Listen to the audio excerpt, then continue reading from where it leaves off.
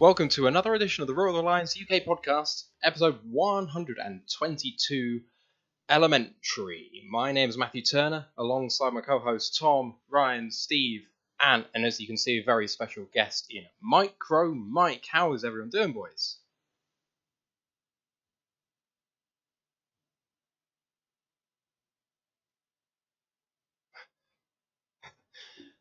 Yeah, everyone got some sleep.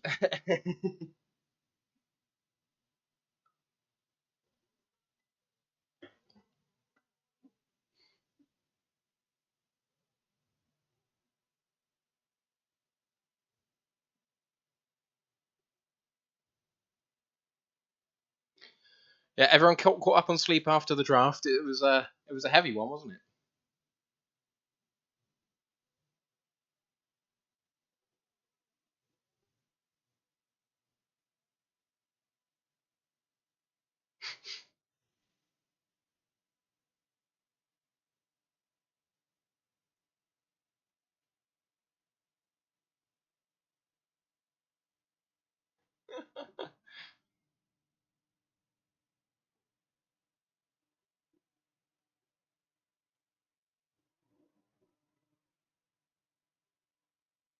All right, coming up on the show for you today, we've got our draft analysis. Obviously, in the shows following the draft, we gave you some snap takes, but we've had a week to sleep on it, and now we can give you some more informed stuff. We've obviously got MicroMike on, so we're going to talk to him a little bit first, but just some housekeeping and a little bit of news to kick us off. And, that's all very well and good, isn't it, when I don't unmute the bloody people? Oh, I'm sorry, guys. I mucked that up. Because no one can hear you. Let's try that again, shall we? What, the whole show? Yeah, all of the last 2 minutes. Sorry about that, guys. Right, I'm going to record this as well on here, because otherwise I'm going to fail. I promise you, Mike, we are professional usually. Hey, I'm not, so don't worry about it. Oh, man. Recording in progress. Cheers to the guys in the Twitch chat, by the way, who flagged that up early on, because that was... Not early enough. Not early enough. They're Shambolic slacking. on my part. Right, let's do this. All right. Oh, what a shame. During those 2 minutes of silence, you missed the winner of the Royal Alliance draft prediction. And we haven't got time to do it again. So, let just, it happens. Wait till next year. Whatever. Right, apologies to that for everyone. Let's just give it 5 seconds of silence, then we'll go. Oh, wait, we're still not live?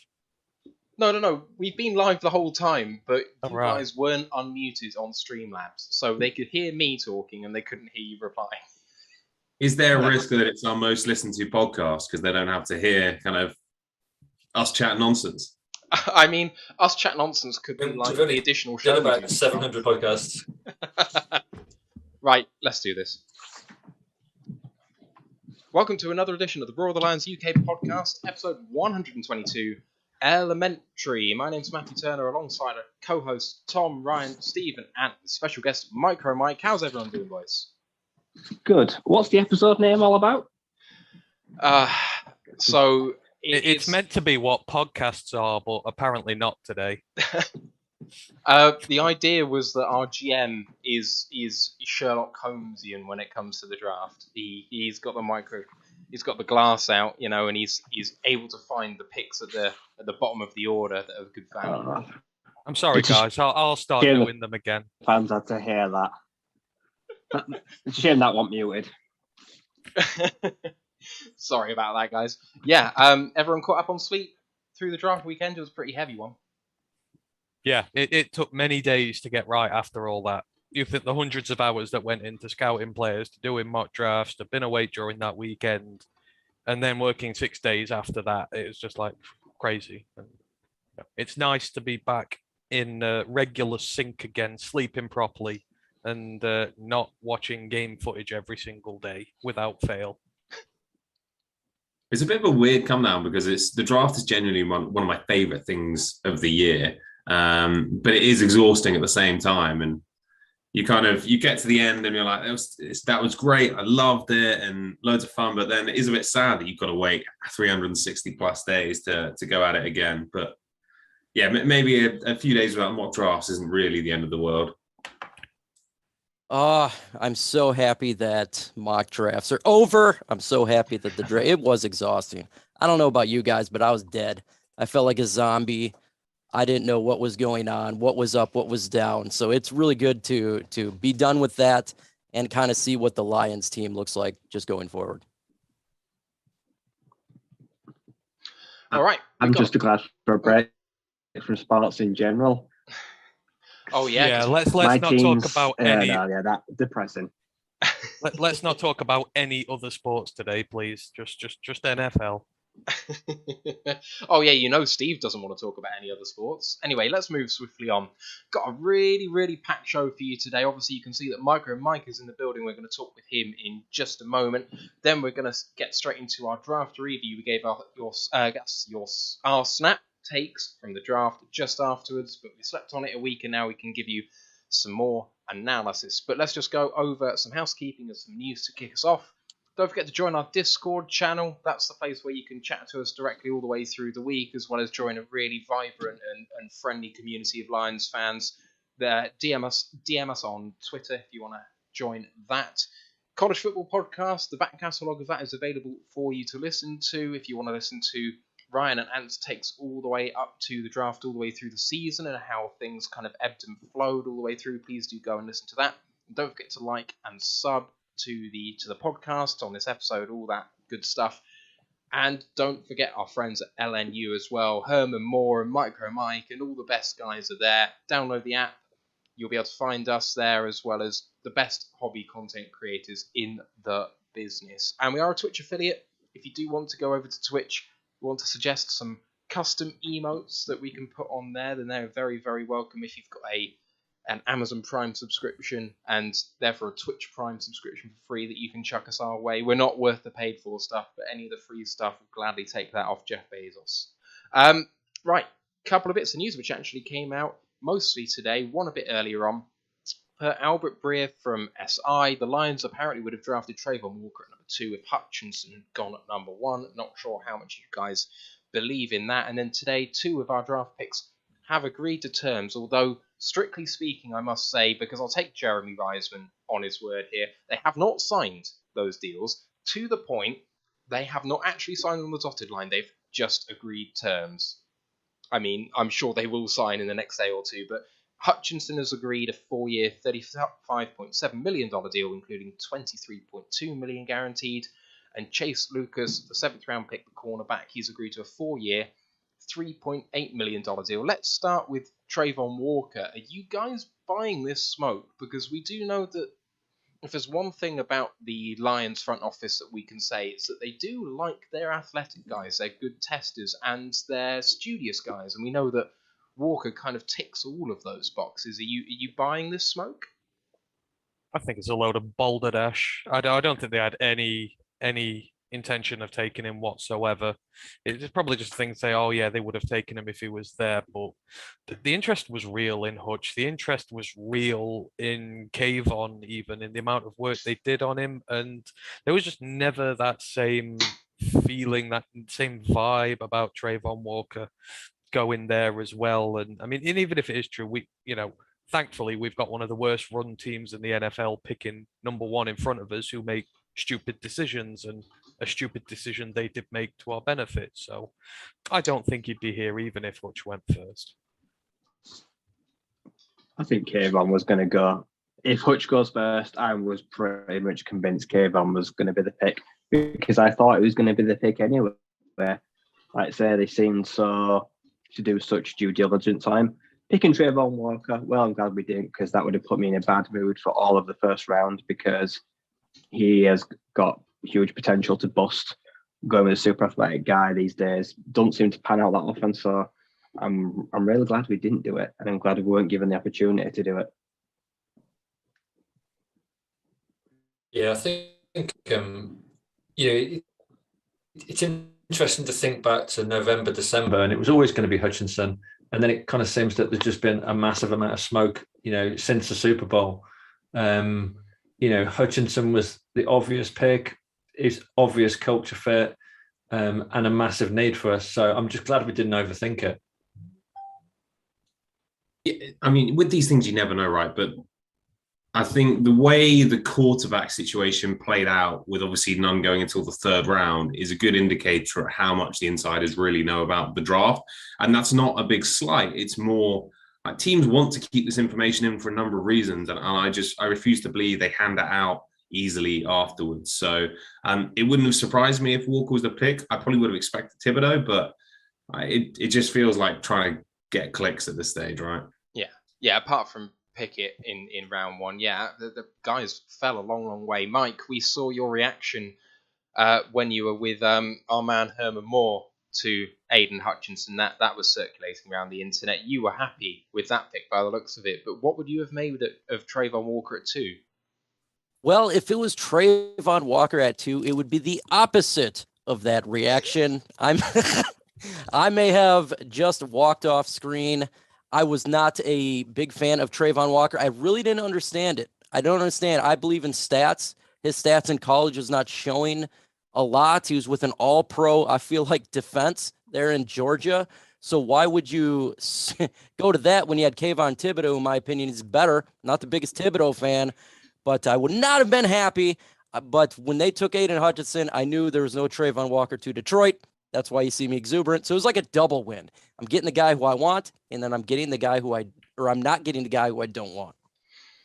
We'll talk about the contracts and the draft picks in just a little moment. But Mike, let's just take a little time and talk about you. So first of all, you can find this channel on Lions Talk with MicroMike by Chat Sports on YouTube, at MicroMike85 on Twitter. And Mike, I've known you for quite a while. We met in Detroit on Thanksgiving. That was really cool. But we've been on Zooms before, especially with Herman and the LNU guys. But when I knew that we were getting you on, I thought I'd kind of delve into the back catalogue of your channel and the first few episodes and see kind of like your journey from there to here. And I mean, your rise has been meteoric. Like kind of the number of views that you have on your first few videos is somewhat where we are about now, really, if not even slightly ahead of that. But you've gone from that to, five-digit subs. You're 20 odd thousand subs now, which is absolutely crazy.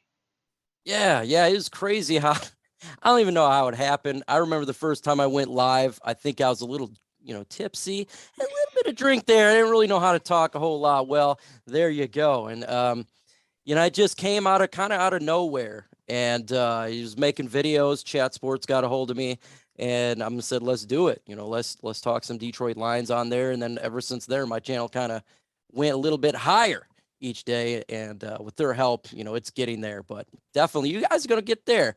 You'll get there. It takes a little bit of time.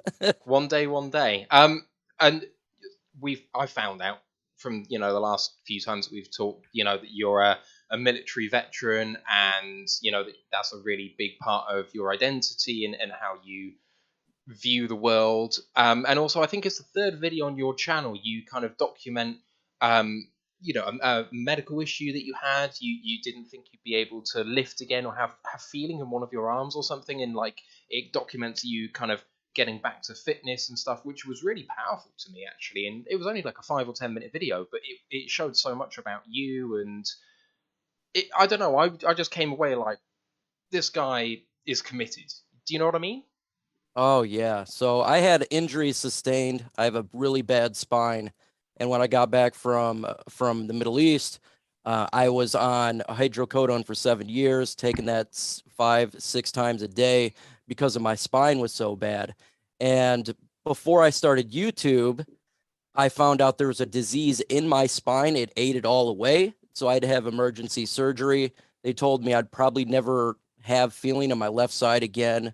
There's a good chance that, that you're not going to have hand movement. And so when I woke up, I didn't feel my left side. They said, well, it may come back. It eventually did come back. They said, you can't lift weights again. You can't be active. Well, I beat that odds. And so I worked back up to being kind of a normal human being. And it really, it was a tough experience. And, going through that was difficult. And I appreciate that, fan man. Thank you for your service. But it's kind of like how the YouTube game is. You feel like you're never getting anywhere, and then all of a sudden it just pops off. And if you work hard enough, you'll get it. Yeah, I mean, the scar on the back of your neck is, severe. Like it like was like shit. That's mega, man. So, like you coming back and just lifting those weights was really, really powerful, especially with what you said about the lack of feeling and stuff. So that's crazy. You've been doing the channel for 3 years. What would you say has been the best moment on your channel? If you had to point someone to one video that you've done over all that time, if you can narrow it down to one, is there anything that kind of sticks out to you? The best video I think I've ever done was announcing that I signed with Chat Sports. That was huge for my channel as well as for the Detroit Lions because they have a big platform. And my goal was always to get a different perspective regarding the Detroit Lions. As you know, media dislikes our team. They dislike the city. And so my goal starting YouTube was, well, let's get a different perspective, not what legacy media, what ESPN thinks. We're just a terrible team, terrible, city, everything's bad. So when I signed a deal and I got to tell everybody about it, it was a big moment for my channel and, changing the narrative here in Detroit. And then you've been a Lions fan for a long time, but if there was one moment from your Lions fandom that maybe you could pick out, I mean, I know how hyped you were for the TJ Hutchinson pick because of my research into you this week. You were super hyped for that pick, but maybe another moment from your fandom. Big fan moment. I don't know if you guys remember this, but we were playing the Chargers at the time. This was, I think, 2011. The Detroit Lions were beating on the Chargers. I think it was Christmas Eve. It was for us to make the playoffs for the first time in forever. And when Cliff Averill did that pick 6 on the defensive line to basically secure the win for the Detroit Lions to go to the playoffs, and hearing the crowd scream playoffs, playoffs, it brought chills down my spine. I think that was the best moment ever being a Detroit Lions fan, just seeing the fans finally get back to the winning ways. We yearn for them again, Mike. Let's crack on with the draft review now. And those of you who are perhaps on with a little slight blip before we started know that there is a winner to announce from the mock draft. And it gives me absolutely no pleasure to announce that the winner of the mock draft and the recipient of a drink from every single other person who participated was Steve. He managed to predict Aidan Hutchinson to Detroit, Ahmad Gardner to the Jets, Garrett Wilson going to the Jets as well, and then Chris Olave to New Orleans, but not in the right pick. Trent McDuffie at pick 21, and Kaya Elam to Buffalo. So that got him 9 points, and we actually went 9, 8, 7, 6, 5, 4 all the way down. No one got the same score. So in order, Ant was second, Luke G was third, Tom was fourth, I was fifth, and unfortunately bringing up the rear, Ryan McCluskey with 4 points. But it proves just how hard this is. The most number correct in terms of right pick, right team was 3, which was done by Steve and Luke. Out of 32, it just proves how crazy round 1 was, really. And like Tom said, how little the insiders knew, because really that's all we have to go off, apart from our own feeling on what's going to happen too. But congratulations to Steve, and I look forward to you having all of your drinks all at once in a dirty pint. We didn't say how we were giving them to you. or what? We'll get to that. I mean, Steve, firstly, huge congratulations. Thoroughly deserved. Or is it? Because let's be honest. No, don't congratulate him. We did the mock draft like 10 days before. If anything, I'd say the results are the reverse order of what they should be, because 10 days before you were miles out, and only because everything changed. So I like to think, actually, wait, did I come in the top half or the bottom half? Middle. Yeah, still works then. Yeah, it should have been the reverse order. I'll send him a can of iron, bro. I think at least, Tom, you did win the saltiest comment on the Mac draft, because I think when I made the 3rd pick that I got right, you just went, "Oh, that was lucky," and I was like, well, "That's kind of the point." Det Fan Man has made a really good point. What about the prize for the Pick'em League? We haven't actually thought about a prize, and I haven't actually graded it yet either. So apologies, Det Fan Man. It's been a very busy week in the Turner household because I'm getting a kitten. So that should be with us this week. But that's been a lot of hard work, actually. You wouldn't think it would be, but it has been. I'm going to get around to grading the Pick'em that we did probably at some point this week, and we'll reveal that on our next show. As the prizes, I leave that to everyone to think about. Right. The draft. The Lions... a person called Rene Bugner on Twitter did a very famous graph that aggregated 18 draft rankings from all around the NFL, and the Lions' GPA was 5th in the NFL, so an average of what everyone thought about, 5th out of 32. Number 2, the edge Aidan Hutchinson from Michigan. Then we traded up with the Vikings, 12 and 46 for 32, 34 and 66 in a shock move, then taking Jameson Williams, the wide receiver from Alabama, with 46 the edge defender Josh Paschal from Kentucky, 97 the safety Kerby Joseph from Illinois, 177 tight end James Mitchell from Virginia Tech, and then a trade down with Philadelphia, 181 for 188 and 237. 188 was then the linebacker Malcolm Rodriguez from Oklahoma State.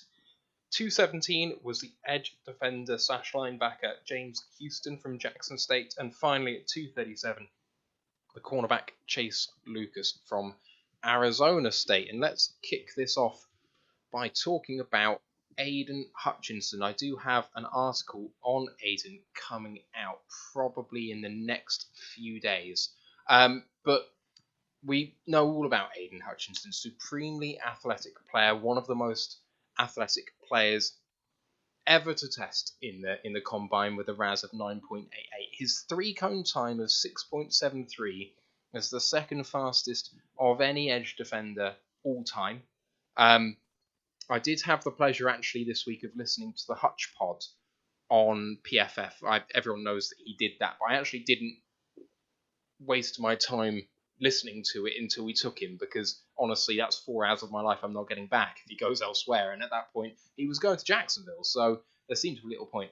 What's amazing to me about that interview is, so his short shuttle was 4.15 seconds, his 3-cone 6.73. 6.73 second all time. When he was at his academy in LA kind of training up for the draft, it was revealed that his fastest unofficial time, stopwatch times, by apparently reportedly slow clockwatch users, someone who's not going to give you a particularly generous time, he was clocked with a short shuttle of 3.9 seconds and a 3-cone time of 6.4 at his fastest, which, is up there with the fastest of any position all time at 260 pounds, which is just incredible. And I've watched 2 games in the last week of his, all in all, and I've got 1 or 2 more to look at before I actually release the article. But it's really feeling quite a lot to me. So the first of all, I watched Nebraska and Penn State in 2021. The Nebraska game, one of only 2 games with no tackles for a loss in 2021. I wanted to get a flavour of what a game was like where perhaps he isn't racking up those stats. And then I decided I'd have a look at Penn State. And that's a game where he went and got 3 sacks. But actually, per PFF, was his worst game of the 2021 season, which doesn't seem to marry up. So I wanted to see what happened there. The majority of the time in the 2021 season, he's lining up at 5 or 7 tech, whereas in previous years he'd lined up all over the line. So in his freshman year, in his sophomore year, he was lined up in the interior quite often to get him in, because the edge rushers for Michigan at that time were keeping him out of that position. But in the most recent season, primarily playing either the rush or the force edge positions. What you hear about his motor and about him being relentless is absolutely true. You see it on every single snap. The guy doesn't take one off. It's really, really impressive.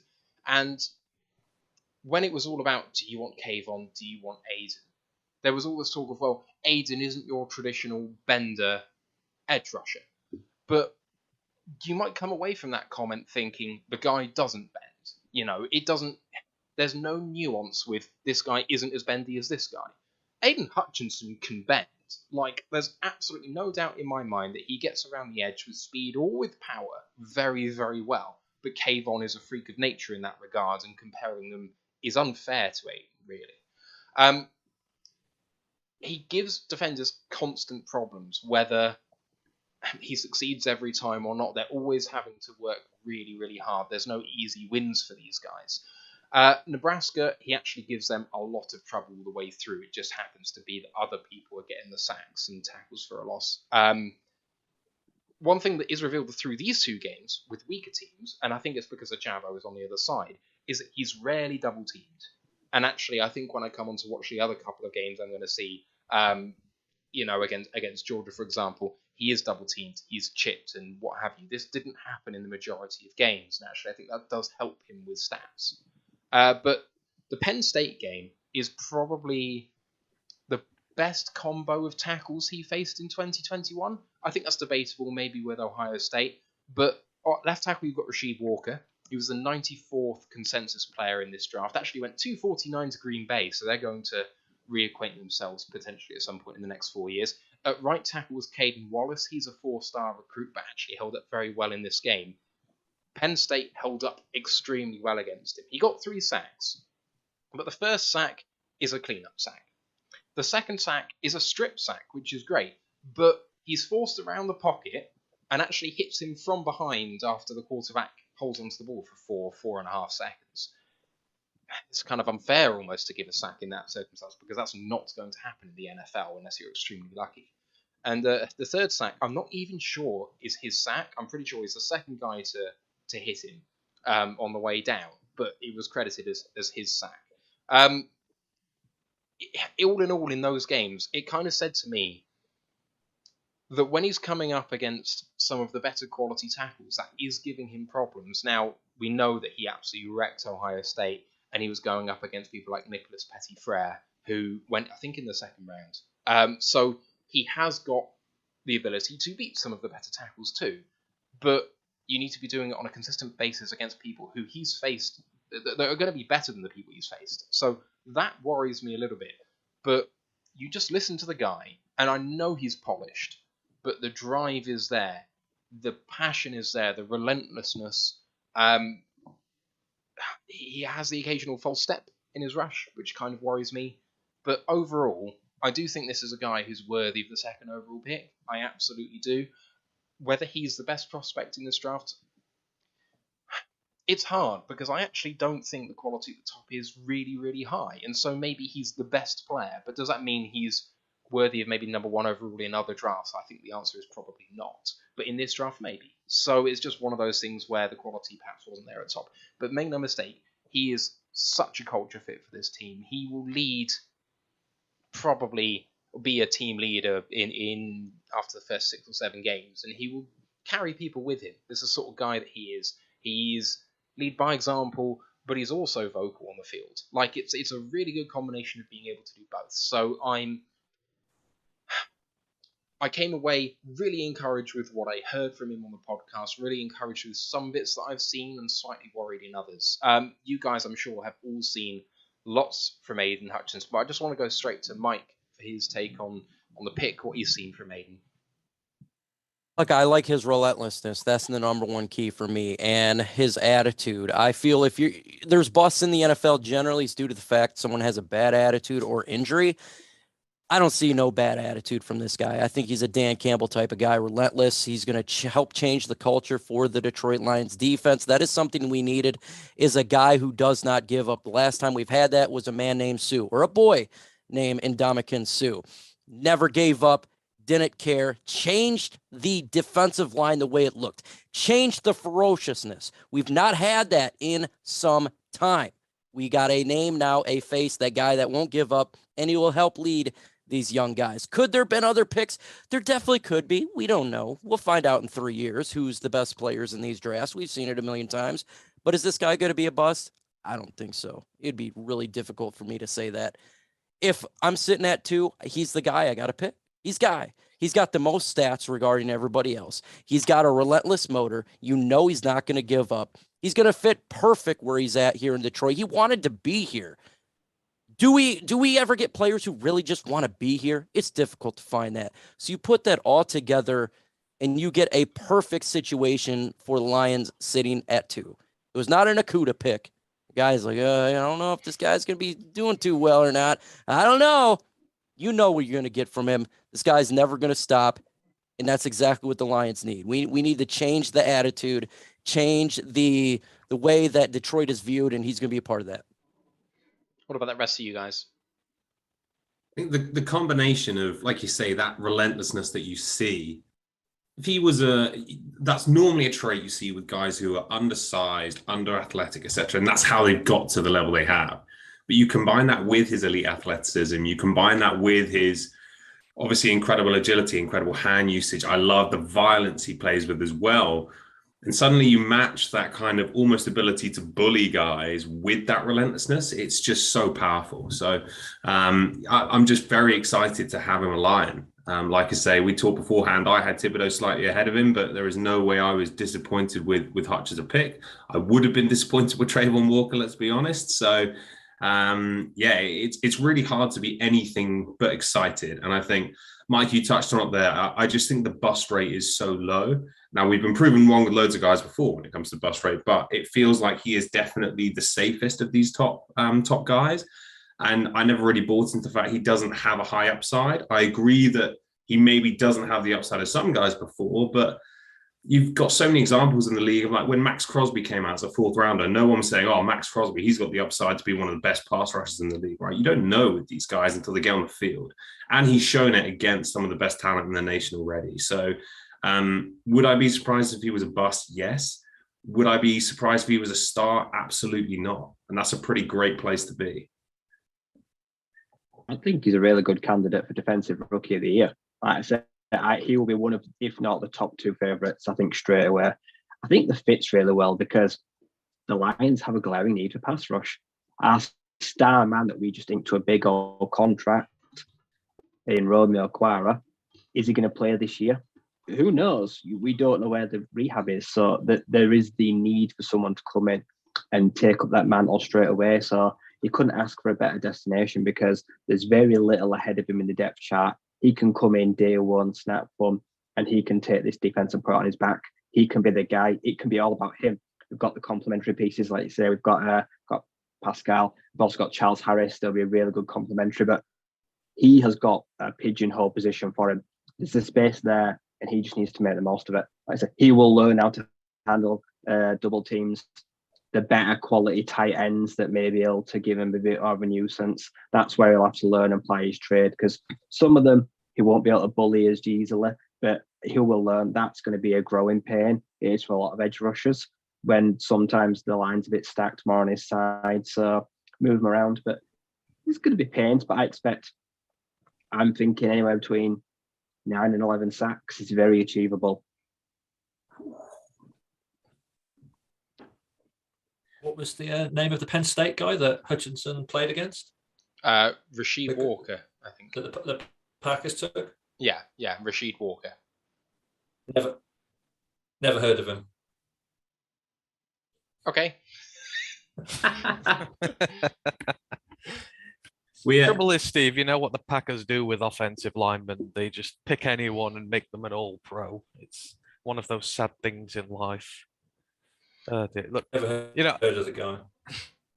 Look, yeah, I know I've not said anything yet. I know people were very... I can't sit here and say that I love this because then people would know I'm lying. Because for the last few months, I have not been advocating for this at all. But, you know, when all is said and done, when the chips started to fall close to the draft and we sort of realized we weren't going safety, we weren't going Kyle Hamilton as I would have liked. You know, when it came down to the 3 edge rushers, never wanted Trayvon Walker. For me, my rationale was I wanted to take the guy who potentially could be better. If Thibodeau and Hutchinson both reach what I think are their ceilings in the NFL, Thibodeau will be better because I just think he's more explosive and he's got that, for me, that more big gameplay ability about him. But at the end of the day, you know, we said before the draft, if you're taking Aidan, you're taking the safer bet because there is less chance of him busting. And to be honest, where this team is, you know, we can't really afford to risk on an all or nothing guy at this point. And, you know, we said the culture fit is good. You know, he's a local lad. He'll know the team more. So these things all work in his favour over what Kayvon does as well. So there's a lot of aspects to his game which will be good for us going forward. But you know, I'm just more on the. I'm not going crazy about it. I'm going to sit very tight and see how well he does, see what sort of an impact he has this year. I've made it known that I expect him to have a very good impact on this team this year. I expect there to be noticeable difference in the run game. I expect him to be able to make a difference, been a number 2 pick, because his predecessors at that position have been able to do that. So, you know, I'm excited that we've got him. We needed an edge rusher. So at the end of the day, I am happy that he is here. Was not my first pick, and I'm not going to try and say he was, but you know, good on the Lions. I feel like it was a situation in the war room where I think Hutchinson was Campbell's guy. I think Thibodeau was Holmes's guy, but I think MCDC won out on this one. So we'll see how it pans out. Like Mike says, 3 years, we'll know the picture then. We ain't going to know till then. So Hutchinson is a Lion now. He has my full 100% support.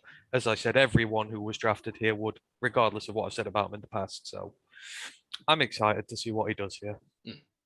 Steve? I mean, that's what will define which one's better. I think Hutchinson will be a lot more stuck in the run game. Thibodeau will bust if he shies away from his run game duties. You can't just expect to be this explosive pass rush on every single down. He will have responsibilities. You can't just let guys run through his hole. You can't just expect that he is going to be going after the quarterback on every single play. He's going to have to be more of a team player than that. And I think that's where Hutchinson has a slight edge over him. I think he won't expect to have his number called every time, and he will help the interior stronger than Kayvon will. The team player thing. So firstly, I want to caveat this with the fact that I said this when we were doing our roundups of edge players a while back, and I just feel like I should be consistent. I actually don't gravitate to Hutchinson as a person necessarily versus someone like maybe more Thibodeau. And it's something to do with that polish. And I got frustrated by the media angle on Thibodeau and what he was about and how he maybe didn't care so much about football and he's more caring about other things outside of football. So I quickly went down just at the start of this Hutch's Instagram over the last 2 weeks. And he has promotions with Panini, Chipotle, Pink Energy, Hublo, Call of Duty, Courtyard Hotels, Adonis Jennings, Drifto Media. I needed a 4-part podcast with PFF, and yet all we heard was, "Oh, Thibodeau. I mean, does he even like football? He's got so many interests outside of things. All about sponsors." The polish and everything annoys me almost a little bit. I think we've just got to let people be themselves. You're seeing it now with Jameson Williams, and people saying, "Oh, it doesn't even look like he's happy to be there," and it's like, come on, guys, we're better than this. But I'm really excited about the player. I'm going to be interested as to. I think everyone's so excited to have him in Detroit, and I wonder how that will play out over kind of the years ahead. Steve, you haven't really spoken on this. I don't think there's anything about the player that the guys haven't absolutely nailed in terms of their coverage. All I'll say is that for me, it's a situational thing. You've got pick 2. You can't take. I just don't think at 2 you can take a risk on Thibodeau. And I think you either trade out the pick or you take Hutch. Don't overthink it. I think they've done exactly the right thing. I'm really happy with this pick. I don't personally care if a player wants to be here. If a player gives 100%, and even if he walks up and down that field all day and sulks, or he thinks about, if I do really well here, someone might come and trade me. I don't care. As long as they give 100%, whether that's because they want to get out or they want to win a ring somewhere else, I don't care. It don't bother me if they don't show this happy go demeanor, like, "Oh, I'm delighted to be here." Jameson Williams wants to walk around with a face like thunder at times. Don't interest me. As long as he's catching balls while he's in Detroit, that's all I care about. I think so. Things have occurred to me in my analysis when I'm looking through that I kind of didn't say. And to Ant's point about the run defense, one thing really stuck out to me. A lot of guys in run defense, if they're trying to make sure they're plugging gaps and they're not trying to penetrate upfield, they'll 2-gap by kind of just holding their block, waiting to go either side. Hutch has an incredible ability to bull rush the guy 3 or 4 yards deep and still get off the block and make a tackle with the guys rushing through the B gap. Like, he Well, while most people will hold their block on the line of scrimmage, hoping to go one side or the other, he can pass rush by bull rushing and still do the run defense bit, which is something I've not really seen from too many people before. The other thing, which is huge to me personally, is something that I really love from D linemen, and it's something I hated about Jordan Davis, is that Hutch is always the first guy off the line. He is trying to time the snap to perfection. Now, I think that might come with the old false start penalty every now and again. I think that will frustrate us, actually, in the first year, because I think you'll get caught out the odd time here or there. But it does mean that he's giving tackles a problem less than half a second into the rep, because he's already there, and they're hardly out of their stance. So it's something I love to see from edge defenders, because it gives you a massive head start, because if you're already going 10 miles an hour when they're not out of their stance, you're away. So that's great. Anyway, let's see what happens when it's all said and done in the season. Let's move on to pick 2. We traded up to 12 for wide receiver Jameson Williams from Alabama. He transferred from Ohio State just for last year before coming out as a junior. It was the only year he had as a starter. 15 games, 79 receptions, 1,572 yards, which is 20 yards per reception and 15 touchdowns. He's convinced that he will have been the fastest player all time through the 40-yard dash had he tested, but of course because of the ACL injury he did not test. But you can see on tape, his acceleration is off the chart. But more than that, his route running ability, his ability to manipulate his speed, really go slowly into the rep, then go full power, hesitate, and then go full power again. Like, the number of times you see on tape him give defenders such a torrid time, not because of his speed, and then you add that in there, is off the scale. I haven't done a research article on him as yet, but let's go straight back to Mike. Jameson Williams, Mike. Initially, yeah. When he initially got this pick, I was not too excited. Not because of the player. I love the player. It was the injury. Oh, man. We're going to get a player who is injured. With that said, once I heard he should be good to go for training camp and preseason 1, the surgeon would love to have him play as well as the regular season. It's going to be a phenomenal pick if he is good to go. Why? It's going to open up the rest of this offense. TJ Hutchinson finally does not have to be the guy. Amon-Ra St. Brown will get open. The running game will get open. When you have a threat such as a Jameson Williams who can just open that defense up, it opens everything else up. That's what plagued us the first half of the year last year until we got Josh Reynolds. It was just not open enough. This guy, like you were saying, his route tree is the best in this year's draft. It was the best. Everyone talks about his speed, but his route tree was phenomenal. He could stop and go very fast. I have never seen anything like that in some time. This guy is a special wide receiver. Now, he's not the biggest guy in the world. He's not a Calvin Johnson, but he is a playmaker, and he's gonna surprise a lot of people with his route running and his ability to get open in this upcoming season. If Jared Goff gives the football, big plays coming in 2022. And how about you? What do you make of Jameson? Absolutely. Sorry, go on. No, go on. I just want to say this was a ballsy move by the front office, and I love it. I didn't really think that I was wanting an offensive guy so early in the draft gone by, but it was a case of we needed a speedster in this team. We needed an outside threat in the mold of Jameson Williams. And Brad Holmes is like, I'm not going to sit here and wait because we're going to miss out on them. Not like Green Bay, who had to wait for Christian Watson in round 2. Would you rather have Christian Watson or Jameson Williams? They were aggressive. They went up to get him. And before I quickly talk about the play, I just want to say, we'll say, the bits we want to see on the next Inside the Den episode, and that the one thing I want to see more than anything on the next Inside the Den episode is Brad Holmes' reaction when he gets off the phone with Kwesi Adolfo-Mensah and he's just rinsed him in league for a divisional. I want to see how he laughs that this guy has fallen for it. I feel like you could do a skit, with the Impractical Jokers. They're on the phone, they're telling you to do stupid things. I feel like they'd be on the phone telling him to make that call and go, go on, offer a 3rd round pick to move up 20 places to the Minnesota Vikings in the draft. And they're laughing their asses off because they don't think he'll do it. And Brad Holmes goes, yeah, they've done it. And they're just like, the hell? That is meant to be a joke. That's what sort of that trade is. I'd love to see a skit along those things. We rinsed him. We absolutely rinsed him. We went up and got him. And, Jameson Williams is a really great player.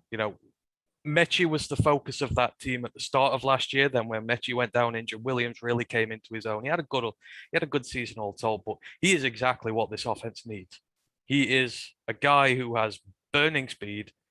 He's a guy who stretches the field, and he's a guy who makes big time plays. And our offense lacked two things going into this draft. We lacked a wide receiver one, we lacked tight end depth. And, we solved one of those problems in the first round. I don't care about the draft capital because we used it very wisely. I think our value for money was insane. And I'm really looking forward to seeing him play. And the great thing is with Chark here and with Amon-Ra in, you don't need to rush him in for week one. If he's not fit, then I think we've still got weapons to win games. And we can blood him into this team and let him take his time, like Amon-Ra did. And we will see the best out of him. But, from 12 months ago, where we couldn't name our wide receiver core, we had no one. We've got the best depth receiving group in the NFC North now. And, the turnaround has been sensational. And I think he's going to be wonderful here. Screw what everyone says about his reaction coming here and being timid and that. He strikes me as the type of player who they love. They've obviously done a lot of work on him. It's a staple of a Brad Holmes and a Dan Campbell draft pick. They work on him for a very long time. They work out the personalities because the personality is as much key as the skill. And he fits everything about this. So I love the pick. I don't give a damn about the draft capital we've wasted. I am looking forward to seeing him on Sundays. That is what the Detroit Lions needed. Someone to bring the fans in, someone who's going to put on a show, and he will be that guy. Interesting comment from Drew Forsyth in the YouTube chat. He thinks that maybe we have the best depth at the wide receiver position in the NFC. I'm not sure I entirely buy that, but I'm struggling to think of a team that's really deep at wide receiver, apart from perhaps Arizona, who continue to draft wide receivers. Steve, we cut you off. Why don't you take it? Yeah, I think first of all, think back to how things went down in the draft. So we've taken Hutch at 2, and then everyone's taken the big names off the board. We get to the Falcons at 8, and they absolutely shit the bed and draft Drake London like way too early. But what that does is that has like a cascade effect all through everyone's draft board, and I think it's incredibly smart and ballsy that Holmes and Campbell have seen that event and have reacted really, really quickly. And they've not hesitated. I think Saints take Olave at 11, and they know there that they've got an opportunity, but they also can see exactly what's going to happen, because I think there's 3 tier 1 wide receivers on the board, and Williams is the last one there. And after that, it's very much there's a big drop to the next level, and we know that that's where the Packers are looking. So for them to make the pick, and as Ant says, absolutely fleece the Vikings. Effectively, we moved up 20 places twice. We moved from 32 to 12, and I think we moved from 66 to 46 just for that 34 pick. I mean, when you think about it like that, that is fantastic value. But the knock-on effect of this, obviously, is what it does to the NFC North. And now the Packers have seen all the receivers go. I mean, one of the funniest bits of the draft was the Packers fans' meltdown as one by one the receivers went off the board and the Packers just did nothing. Then they end up having to burn draft capital. They paid a lot of capital to move up to take Watson. I mean, they should have just taken him, with their second pick. So they've ended up screwing their draft, and our move has just worked out well. And again, you guys have summarized. Mike did a really good job of summarizing how Williams can be a playmaker. Forget about the combine and the 4.2, and he's going to run the fastest combine. In terms of analytics, what people look at now is the GPS time, and he's consistently running at 23 miles per hour, and he's absolutely going to torch secondaries throughout the NFL. Forget the NFC North, throughout the NFL. And by being able to get open really quickly, it just opens up Goff in terms of his passing game.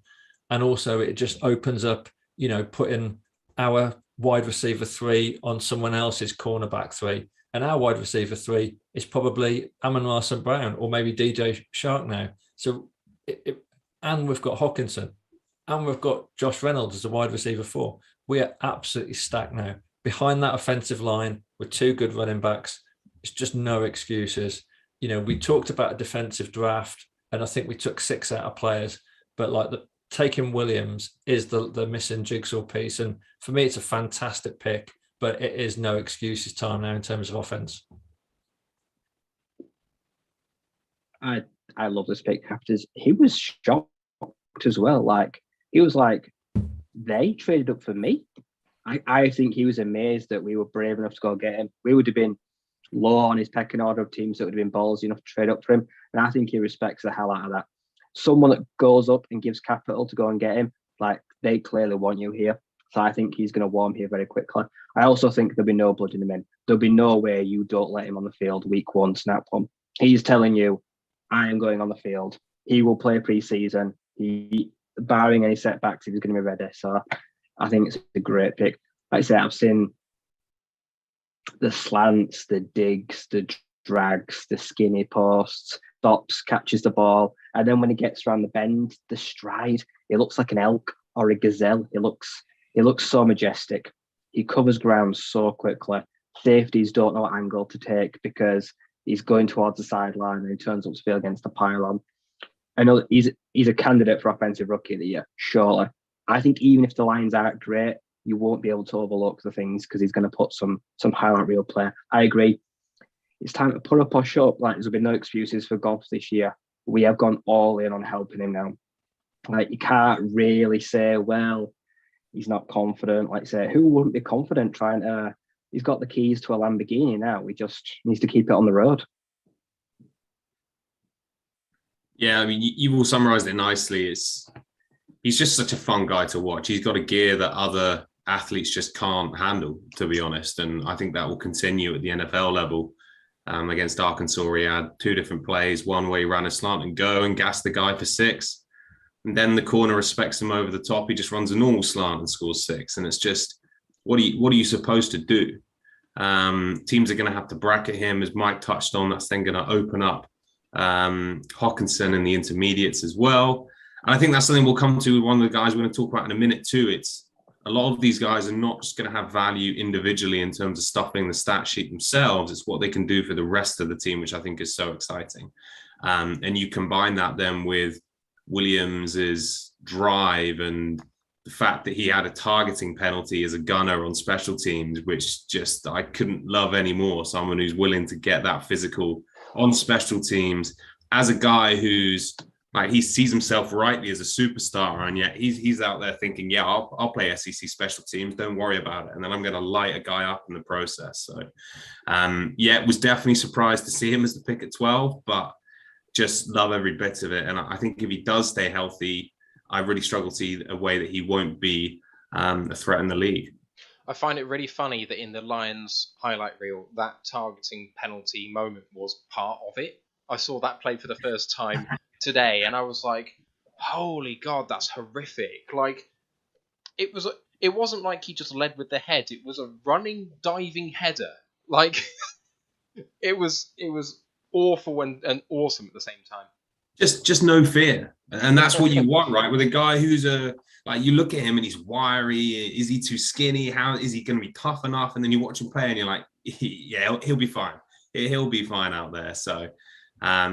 Just incredibly excited. And obviously, we'll probably talk about the picks we gave away and Lewis Cine going at 32 and Watson at 34. And then you see the double move he puts on Lewis Cine to again score 6 against Georgia. And Cine in his 4-3 couldn't run with him. So, I have no idea how he's going to turn out as a player. I really liked him coming in. If he stays healthy, I just don't see how he won't be at least a threat, especially with that speed and opening things up for other guys as well.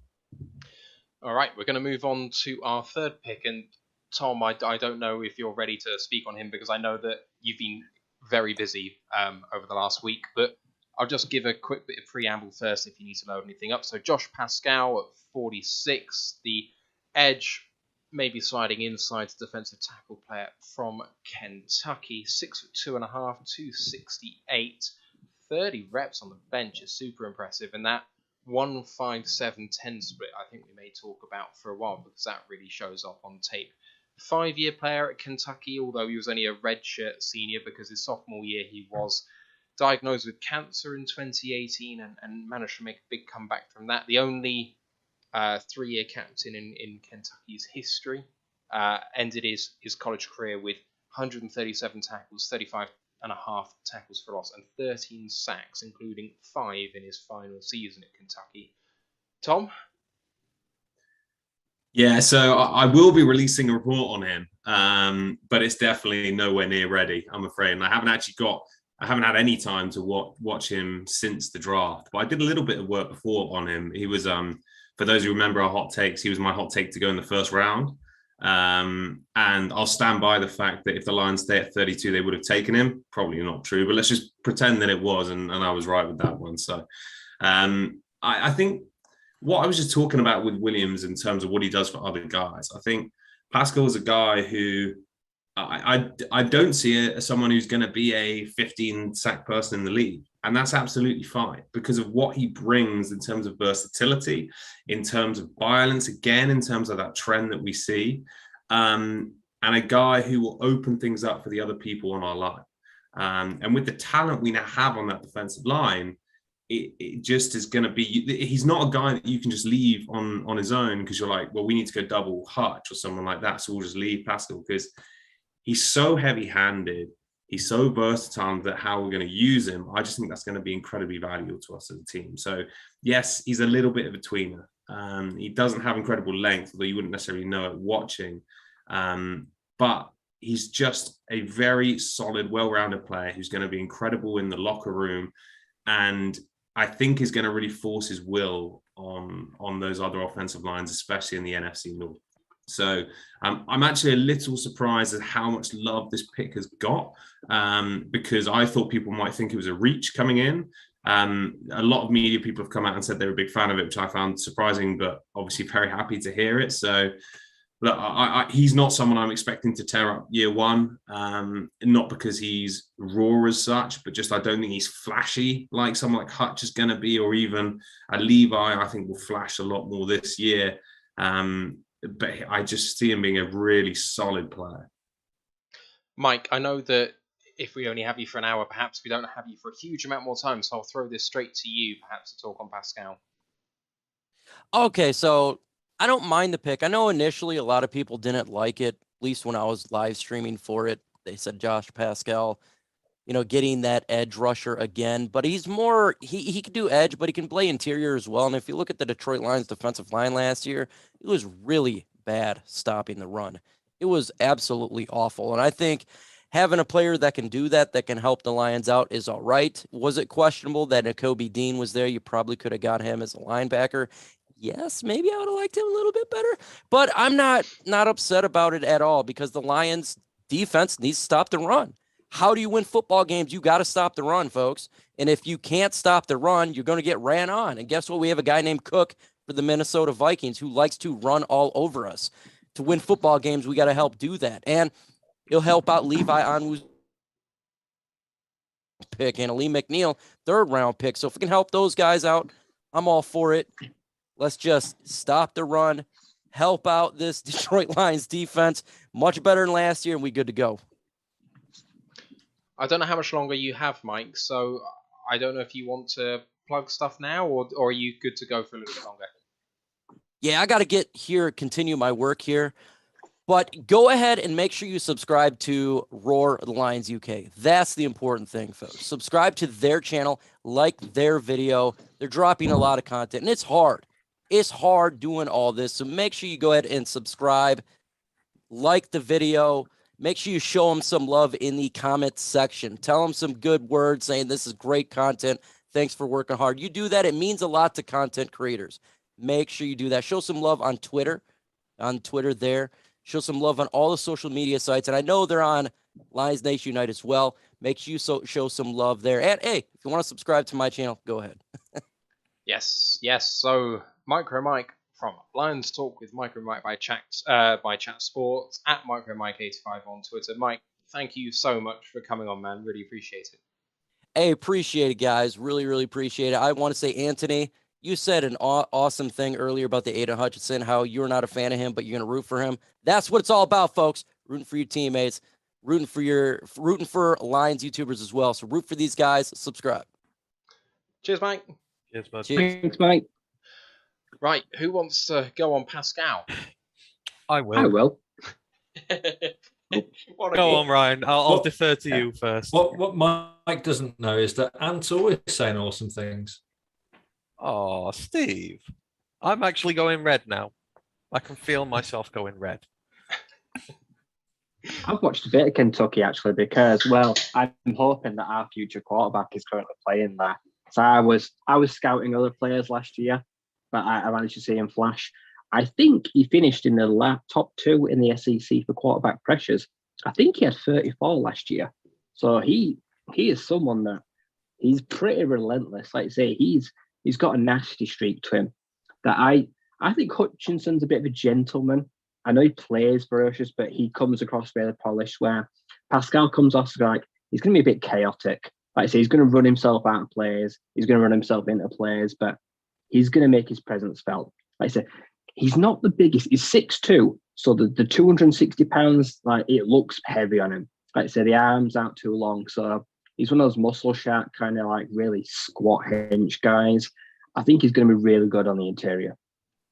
Bread and butter, like I say, he wants to be able to help stop the run. And if he can get a release, or if he can come up against someone where he's able to power his way inside, he'll be able to finish as well. Like I say, putting a running back to try chip him or pick him up on a block, someone will do it, and it'll be a huge mistake because he's going to smack a running back in the face, and then he's going to take off after a quarterback. He's not the fastest in a straight line, but he will give everything in pursuit. That's where the hurries come from. And hurries lead to sacks and forced fumbles by other guys because he'll flush guys out of the pocket. So he's going to be a good enabler at the next level. He's going to mix things up. He's going to make plays fall apart. And hopefully there's going to be someone else to be there to sweep up and mop up, even if it's not him at the next level. So what he doesn't take up in massive stats and figures, I'm hoping he'll do helping other people. See, out of all the picks we made in this draft, I said it last week, I couldn't work out whether I liked the pick or not.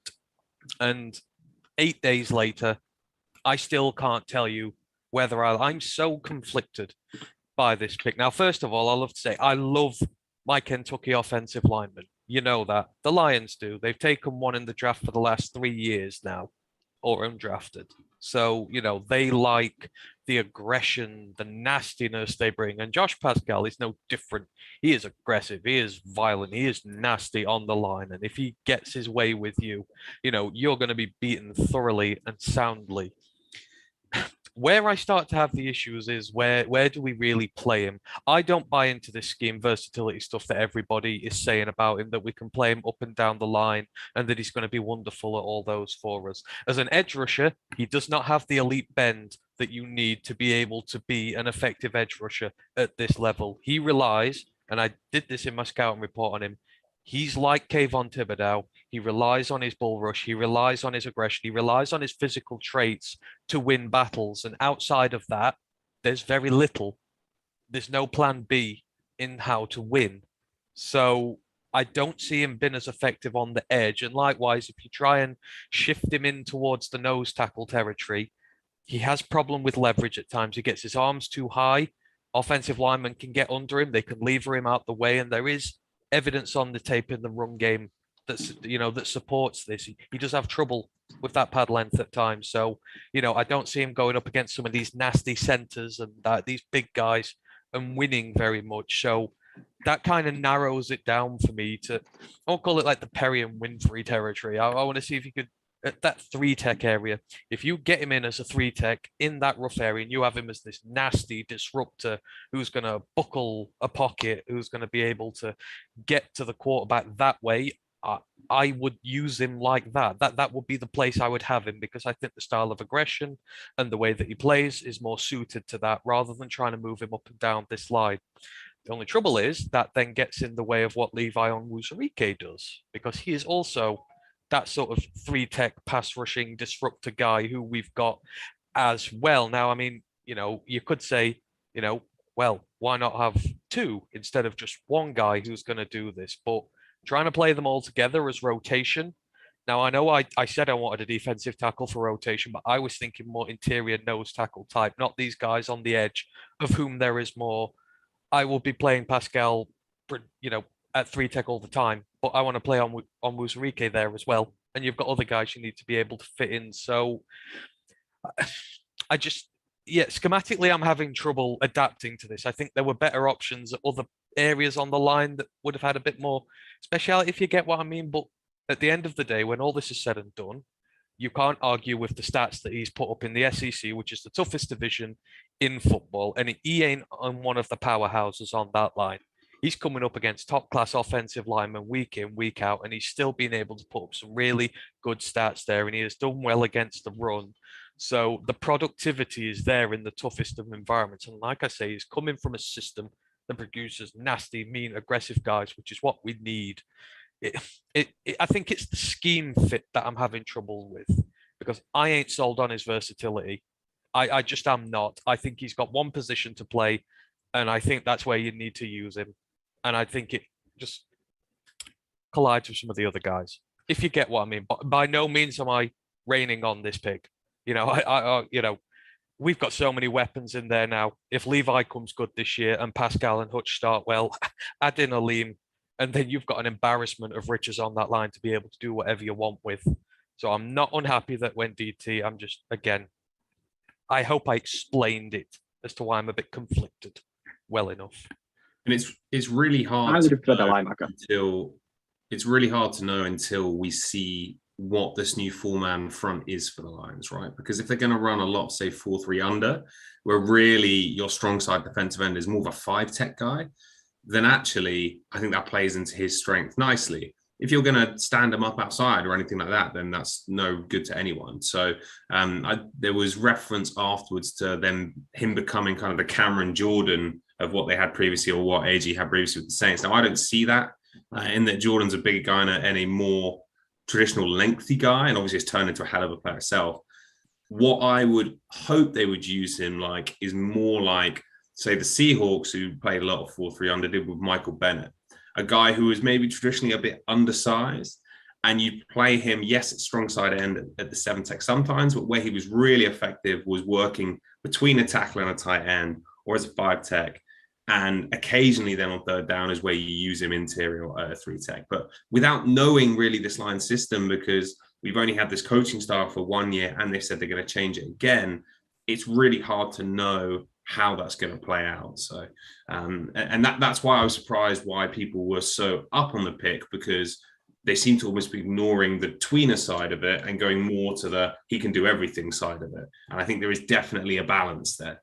Yeah, I'd like to see him have a speciality, not try and be the jack of all trades. I think that's where I'm going with this. But with the picks we made later in the draft, which we're talking about later on, I'd like to use him as the disruptor guy and blitz your linebackers and take advantage of it. I think that's where he's really going to excel, making gaps, causing problems, helping his teammates have opportunities. And like I say, we'll talk about it later, but I'm confident that that's sort of how we're going to use him to start with. But he needs to improve that pass rush arsenal. That's one thing he really does need to do. You can't rely on strength alone at this level. I said the same with Kayvon. I'm still going to say the same, even though he's a second-round pick.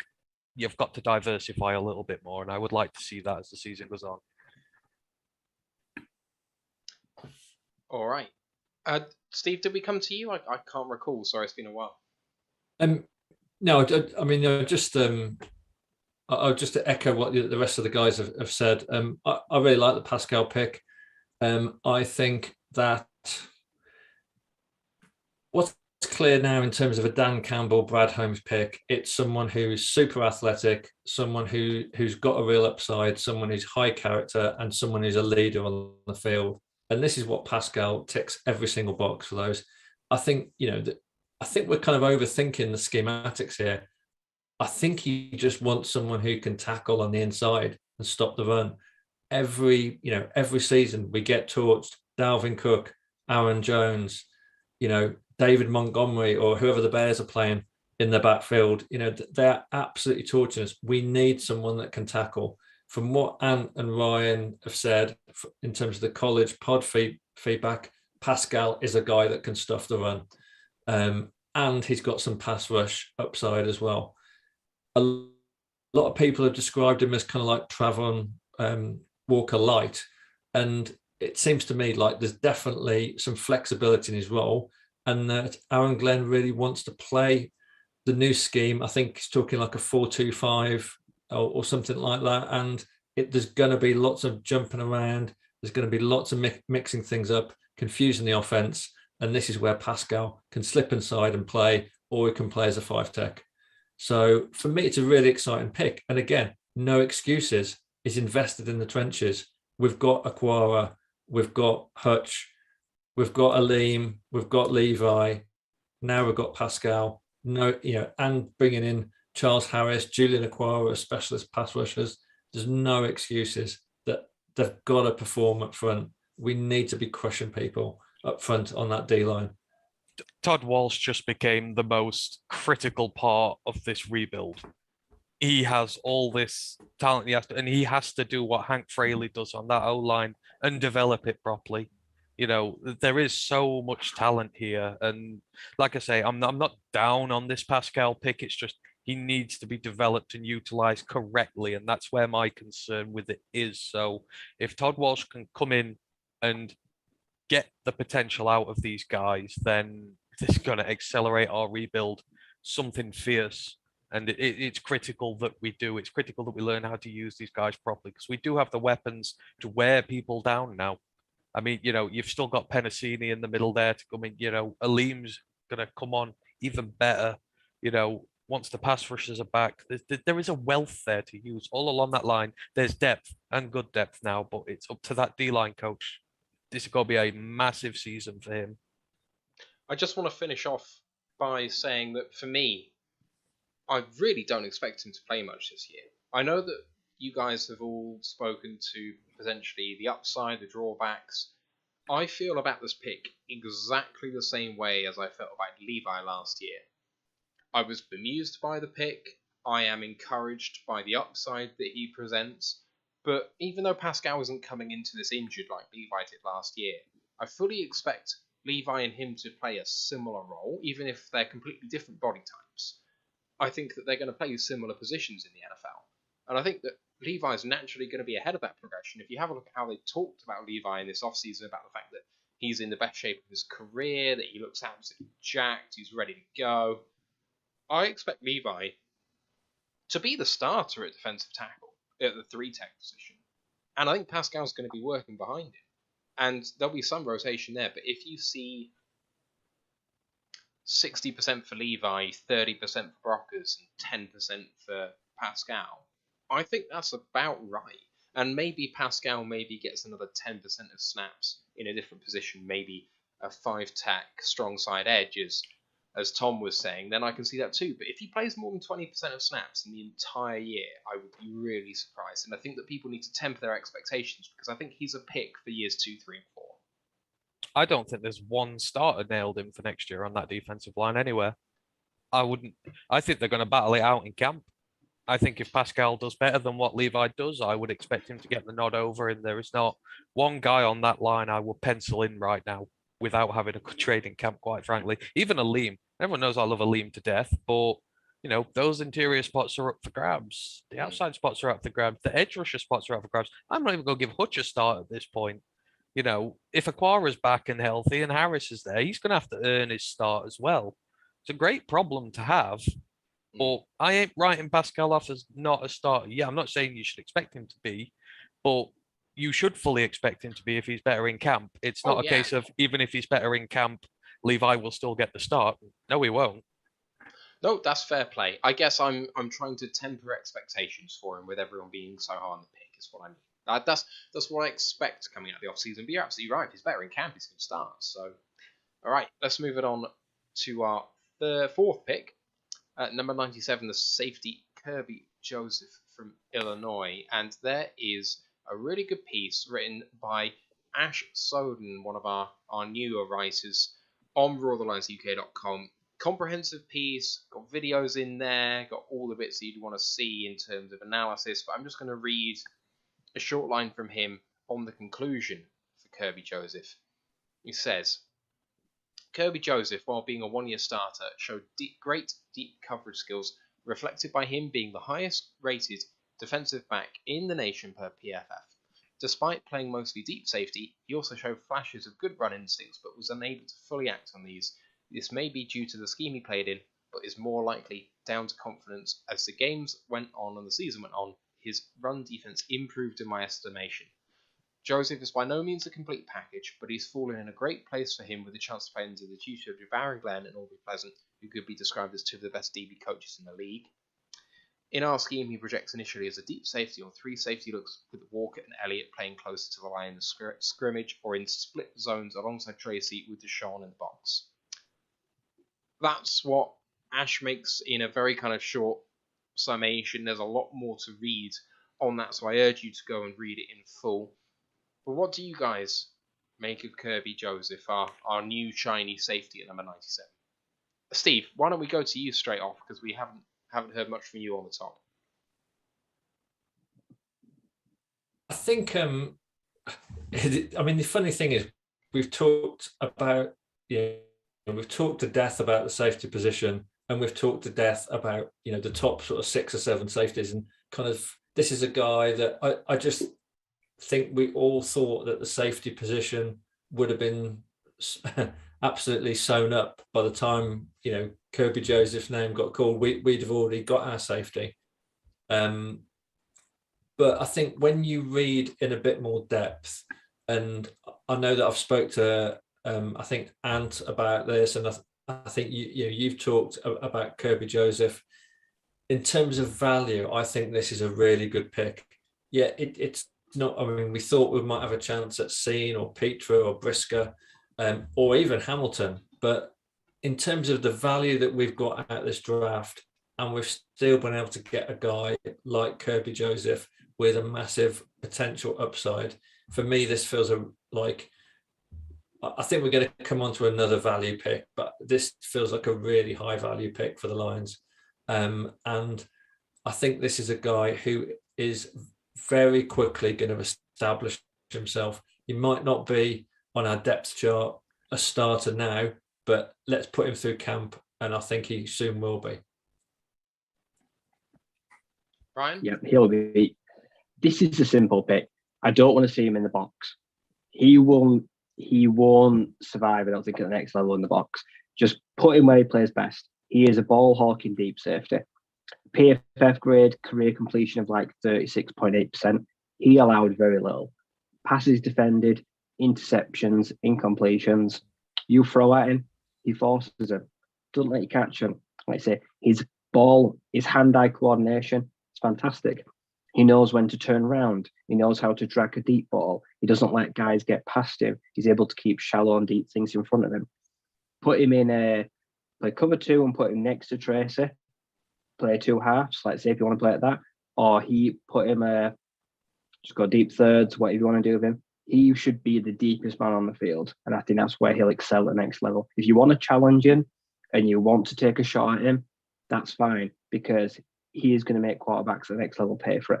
He's certainly going to have to, like I say, I agree that it's going to take time, but you can expect to see him on the field for 60-70% of snaps within, I'd say, the first month of the season. Like I say, get those teething issues out of the way weeks 1 to 5, and I expect him, Tracy Walker, and Deshaun Elliott, who's the strong safety. I want to see him as the SS. I want to see him closest to the box, supporting the run game, and let the other 2 do what they do best. I think he's landed in the best place for him. Baron Glenn, Aubrey Pleasant, and he held his own in a tough conference. Like I say, it's no slouches where he's come from. Illinois weren't the best, but he was the brightest prospect probably to come out of the entire team. And I saw mocks of him going a few back. So he was getting a bit of recognition to the Lions before it happened. So a lot of people weren't actually shocked by this. It's going to turn out to be tremendous value. I think my bold take is I think he'll have 3 interceptions this year. Yeah, again, Minimum. like I said, That's the baseline. yeah, like I said earlier, there's a clear plan in place when it comes to Holmes and Campbell. They seem to lock on to their guys very early, and they will not let go of them. And then Kerby Joseph was getting talked about for quite a while before the draft as a safety we should all be looking out for. And we went out and drafted him, so obviously they've seen something in him that speaks to the ethos of this team. I think as a personnel guy, by all accounts, everything I've heard about him is he's a great team guy. He's a great character guy, which is what they want in that room. So as a person, he fits what this culture is. And as Ryan and Steve have put there, he is a coverage guy.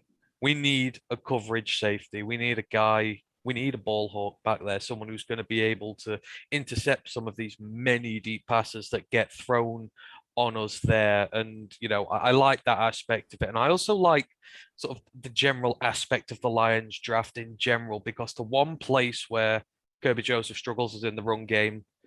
He's too aggressive. He doesn't tackle very well when it comes to the run game. The aggression means he often overshoots where he's trying to get. So the run game is not the strongest aspect there, but we have invested heavily in our interior defensive line, our defensive line in general, and as we'll talk about in the picks coming up, with our linebackers as well, linebackers who specialize in stopping the run. So I'm hoping that there are not too many situations where Kerby Joseph comes up against the run. Hoping the first 2 levels don't get breached there. He can just do his coverage stuff, which is what he is best at. So as far as the team is made up, I really like the fit here. And yeah, I'm excited to see him play. I would personally have taken safety higher. Again, I'm not going to try and hide the fact that I would say I wanted to invest a little bit more in there. But if Kerby develops how we think he's going to be able to develop this year, then in next year's draft, if we're able to go out and get maybe our big safety 1 type guy, Kerby Joseph is going to be a perfect, great depth player in here. And as we've discovered, with the wide receivers, with the edge core over the last 12 months, we've got our depth players in, and we've developed them, and then we've gone out and got our top guys, and all of a sudden we've gone from very poor units to very good units very quickly. And I see this with the safety room now. I see us setting the depth in there this year before we go and make that big splash on the guy who's really going to go out there and do just about everything with it. But I do really like this pick, and I'm really rooting for the guy. So we just needed safety help. I just don't want to see Will Harris on that field next year. And do you think from what you and Ryan have seen of him in terms of his college tape, do you think he's a good complementary fit for Tracy Walker?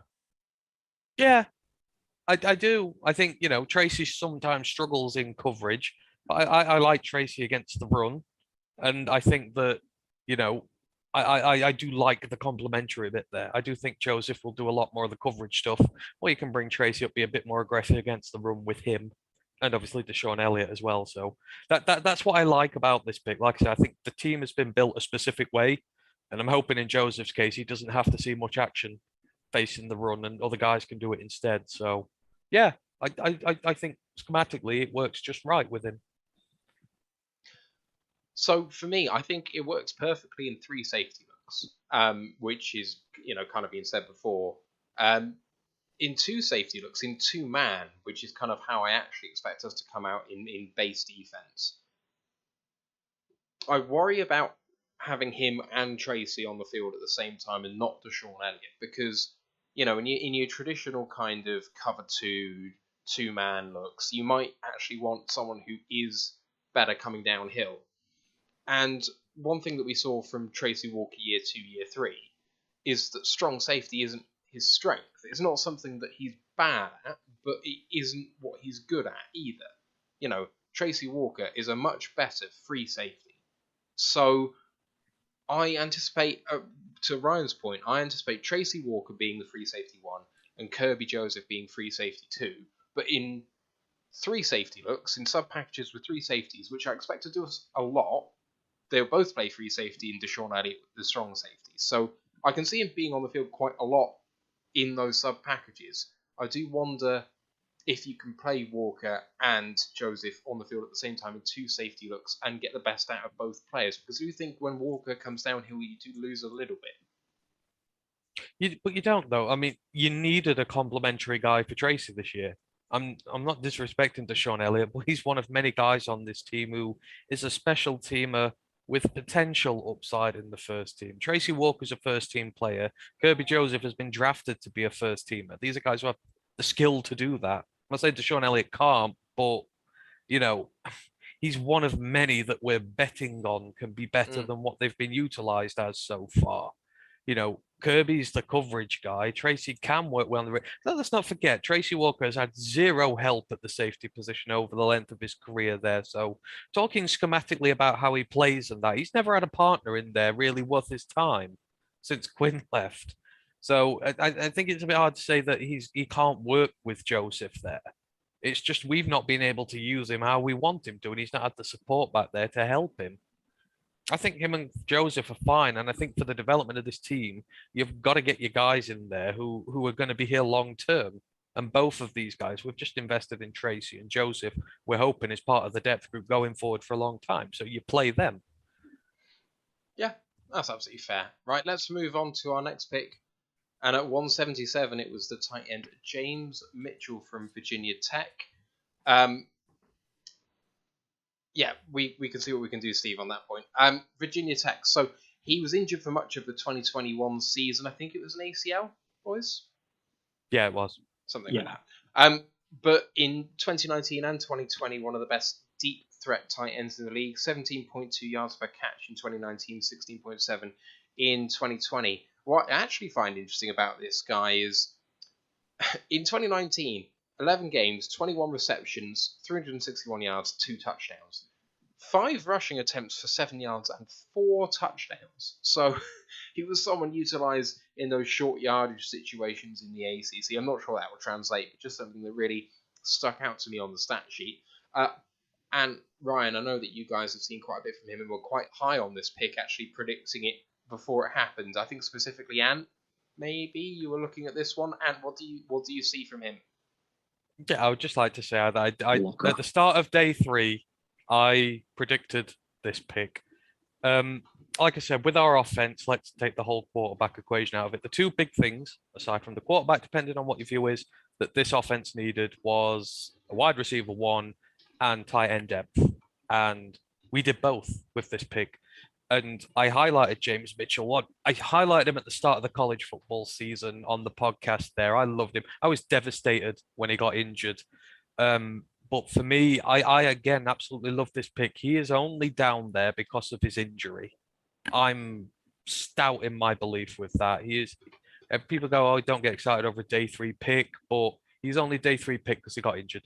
But he is healthy again. He will be ready to go this season, and I just love really everything about this guy's game. So he is a good receiving threat. I know the numbers may not indicate that, but I mean, you know, I know people disagree with me in Discord, but Braxton Burmeister is an awful quarterback who throws passes here, there, and everywhere.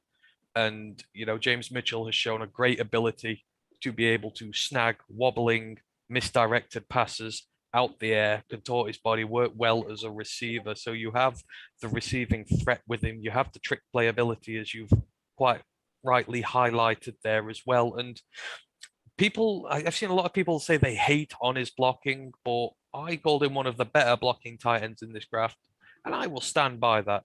Virginia Tech are a team who are very smash mouth. They will run the ball a lot there, and they need their tight ends to be able to block. And, you know, he works in both the run game and the pass game. He will block very well for you. Yeah, there are bits he needs to work on, hence why he's a day 3 pick. He's not elite in it just yet, but he has the physicality. He has all the traits that you need to be able to mold a great blocker out of him. He's very experienced in this role, and it just gives you a little bit of everything. And we needed depth, and I just think we got terrific value with this pick because, again, it's not a talent issue. It was just an injury issue, and he's healthy again. So, you know, I love it.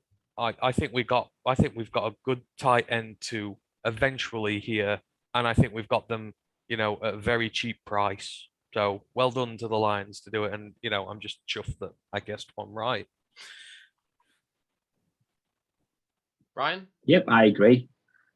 Would you rather have Garrett Griffin or the upside of James Mitchell come up an ACL better blocker? I'll take James Mitchell all day. This ends Garrett Griffin times a lion. I expect him to be cut very quickly now. Like I say, we needed a blocking tight end, and we got one. And does he need to be frustrated when to line up? No, because Brock Wright came into his own at the end of last year. And I expect with a good off-season camp as well that he can continue to take strides. So a young tight end core of Wright, like I say, now you've got James Mitchell, like I say, that's rehabbing, but solid blocker, offers red zone threat. Like I say, good blocker. TJ can't block for shit. We've seen that. The holding penalties, he's too grabby, he gets whiffed on, he don't want to know at times. Whereas this guy, he's a more of a natural inline tight end. He will get an assignment, he will try see it through to the very end, and he will pancake someone this year. I will put good money on it. So day 3, guys, this is where you start to see the projects, the development guys, the tight end class as a whole. I've said it many times, I wasn't very high on it. I think this could be a good upside pick. I didn't want to splash too highly on some of the more household names, but like I said, I know Luke G, we were live with him at times. He almost pulled his hair out when he heard it was tight end. He was absolutely distraught. But yeah, we called it. Like I say, we thought of tight ends, and I'm totally fine with it. Like I say, if we want a big name tight end, or if anything happens with TJ next year, there's some big old tight end names next year. Like I say, so it's not the year to worry about the position. I realised that on the top of the show, I think shout out Quirky Zerky on Twitch, who resubscribed at tier 1 for his second month, and he says 7 wins this year is a floor. Playoffs is a hope. Thank you very much for doing that, my man. Appreciate you. Sorry, Steve. Yeah, I was going to just say, I've not got much to add from what the boys have said. I think, first of all, in terms of the risk on this pick, it's absolutely a position of need. I completely agree with what's just been said. You know, Hock needs some support, and also we need someone to, for Hock to kind of mentor. Apparently, the ACL that this guy has got is like, it's the most simple, like clean injury. Like ACLs can be really complicated, can be really messy, but this is like a really simple one, and he should be able to rehab really quickly. So for me, this is a low risk pick at a real position of need. And everything I read about this guy and what the boys have said, I think we've got a great value here. Biggerez says, wasn't he a 3rd round prospect pre-injury? And I'm pretty sure that he was, with the room to elevate too if he had a good season last year. I mean, I think there's I couldn't remember exactly what we said, but if you go back to one of the earlier college football episodes when we were doing tight ends, we were both very high on him back then. So I think we did have like a 3rd round grade on him potentially. Like as you said, the injury is not a serious one in terms of how ACLs go.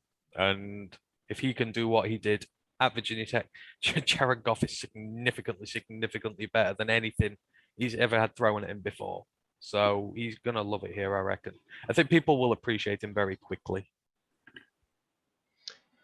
Got just a question on him in terms of his height and weight, because to me, so he's 6'4", 249. As a tight end, I've seen He's several... a bit light. Sorry? He's a bit light. I was about to say, do you think that... I mean, at 6'4", maybe there is room to put a bit more meat on that, but then does he perhaps lose a bit of his receiving ability? I don't know what you guys make of him actually transitioning to the pros, because I swear I've seen guys with that sort of height weight being kind of listed as this sort of big receiver mantra rather than inline tight end. And you guys have both said he's an apt inline tight end, but do you think he needs to bulk up a bit to do that? Don't forget he's been injured all year. That's going to mess around with your weight. He's not a game day playing weight what he's going to be at. So you got to take that into consideration as well. That's not his true. That's not his true physical stature. He'll put another 10 pounds on. Yeah, easily.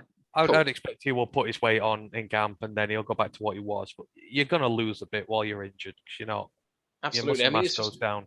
it's one of those things that I kind of, not knowing this guy, come in, I see that, and I think, that's going to be a bit weird. I'm sure there are a load of Lions fans out there going, we need blocking tight ends. This guy can't block at 214, so I'm glad that you've clarified that, because I'm sure there are loads of people who were mystified by him being picked, especially Luke G, as you mentioned earlier. One thing I did find quite fun was just kind of having a look at his long touchdowns. His running style is interesting, shall we say. He's got the speed. He's got the speed to kind of beat some of the slower guys. His route running ability is good, but he does look like he's wading through treacle a bit. He looks slower than he is. It's really, really bizarre. He's like, I don't know, it's almost like a saunter rather than a run. So, if people want to look more, I think it's widely available, but if you go and watch the opener from last year when they played UNC and absolutely decimated them, go and watch that game. He was great in that game. He got a receiving touchdown in it, I believe. He was blocking ever so well, because they were moving down the field with such ease. That's a good game to go and watch if you want to see a bit more about him. And like I say, because of the nature of that result and how it killed Sam Howell's draft stock before he even started, I think it is widely available to watch. All right, let's move on to our next pick. The Lions actually traded down at this point, so we were due to pick up 181. We trade with Philadelphia, down 7 spots, picking up 188 and 237. I think at the time we were reasonably happy with the pick, picking up another guy. Still feel the same now, boys, or any sort of? Did you want to pick up 181 potentially? I'm very happy. I know the player well. Given who we got, I think we can be quite happy. On that point, we did take at 188 the linebacker Malcolm Rodriguez from Oklahoma State, and I'm just going to throw this straight over to Ant, who's going to be having an article coming out about him shortly. I know that you know a bit about him already, so what have you seen from Rodriguez, and why are you so encouraged by the pick? I know you were quite happy. Well, yeah, because I remember on our day 2 recap episode, I think Steve asked me if there were any linebackers worth a damn left on day 3. And Rodriguez was the only one I would have been interested in by this point. I mean, this guy hits like a truck. And I think that's the politest way to put it. He hits like a truck. He hits running backs like a freight train. He is a forced fumbling machine because of how he tackles. And it's not like it's in a dangerous, aggressive way. It's in a very controlled, very, he goes for the turnovers. He can change games on some of these tackles. He can change the momentum of things completely. And, I just love this aspect of him. We really needed this hard-hitting, but controlled, hard-hitting linebacker in our midst who's going to make a running back think twice about getting into our second level if they get through, because, like I say, when he hits you, you stay down. And he was a big part of the Oklahoma State offense last year. They went on and, they had a really good season. There were some good parts of that defense there, but he was one of the leaders in there. It brings you leadership straight away. Like I say, he brings you this hard-hitting, nasty, knee-biting nature, which is exactly Dan Campbell's style. And, I loved both linebacker picks we had in the draft here, but this guy especially, I think he's going to state his case for the first team very, very quickly here. I think we don't have someone like him. I know we got Barnes, and I love Barnes. I love Barnes's ability to blitz through the gaps and be able to go hunting after the running backs in the backfield. But I love this guy's ability to be able to hit at the line of scrimmage. And if the interior defensive line is breached, he will be there to plug and make plays. And, it's just, again, you're at day 3 of the draft, so you may be throwing darts a little bit, but this guy's strengths, if you harness them and utilize them correctly, they become worth far more than a day 3 pick really, really quickly. But I think people are going to love the aggressive nature of him, his leadership style, just everything he brings to it. And, he's all right in coverage as well. He's not amazing, but he can do his job in coverage as and when required. And I think he's got a good mentor next to him there. So, yeah. I know Ryan is with me in this one. I know he loved it. I love this. Lions knocked out of the ballpark for the day 3 picks. He's a big threat to a lot of the players on the team already. This position is wide open. He could very well be a day 1 star. He only slid in the draft because he's got some of the shortest arms in the entire draft. Like the physical measurements, unfortunately, where he got let down. Like he's scraping 6 foot and he's built like a T-Rex.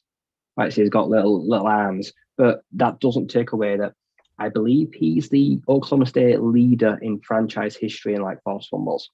The guy is a bloodhound. He smells the ball, he sees the ball, goes, hits the ball. Does he miss tackles sometimes because he can be a bit over aggressive or because he wants to get the ball? Sure. But is there a reason that he's played for 4 years, got like nearly 300 tackles, ridiculous stats, captain for multiple years, and one of the most respected players at his position, and might go down as one of their best defenders, maybe in recent decade history? Yeah, because he's very well respected. He's tough. He's gritty. He plays bigger than his size, and he's someone we needed. Like I say, we're not good against the run. Like I say, we can be very porous through the middle, and he fills a position of need. Like I say, an inside linebacker. Okay in coverage, yeah. Like I say, you don't want him going up against someone massive with a huge wingspan because they'll go over him or go around him, but he'll hold his own. But this is one of the rookies you can expect to see in rotation probably a lot quicker than others, because I think he'll learn very quickly at next level. Steve? Yeah, I think wherever I can, I always give kudos to Ant, and I think we were at it was very late in the draft. It was maybe past 2 a.m. and I think I pulled up the consensus board for linebackers left, and I think Rodriguez was 6 on there, and I read the names of that to Ant, and Ant just said straight away Malcolm Rodriguez. Like there was no hesitation. He didn't look at the first 5 names. He was like number 6, Malcolm Rodriguez. And it's just really interesting in terms of reading up from what everyone else has said about this guy. I think Ryan's absolutely right. This guy's a threat to a lot of other players on the roster, and has got the potential to make a massive impact, and also could be a massive fan favorite in terms of, like an Exocet missile in the backfield, just making some violent tackles. I'm really looking forward to seeing this guy play, and I think we've got fantastic value.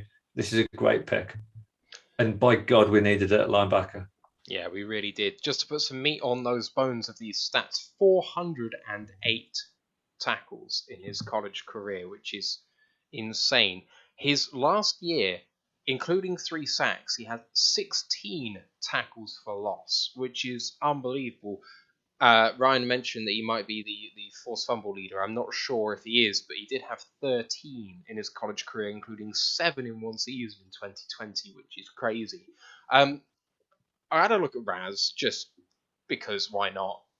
Show some love to Kent Lee Platty, our friend who's been on the show before, and the number one guy I can see that is like him in terms of measurables is someone that the Lions faithful, especially the Michigan fans, are going to be very, very familiar with, which is Devin Bush.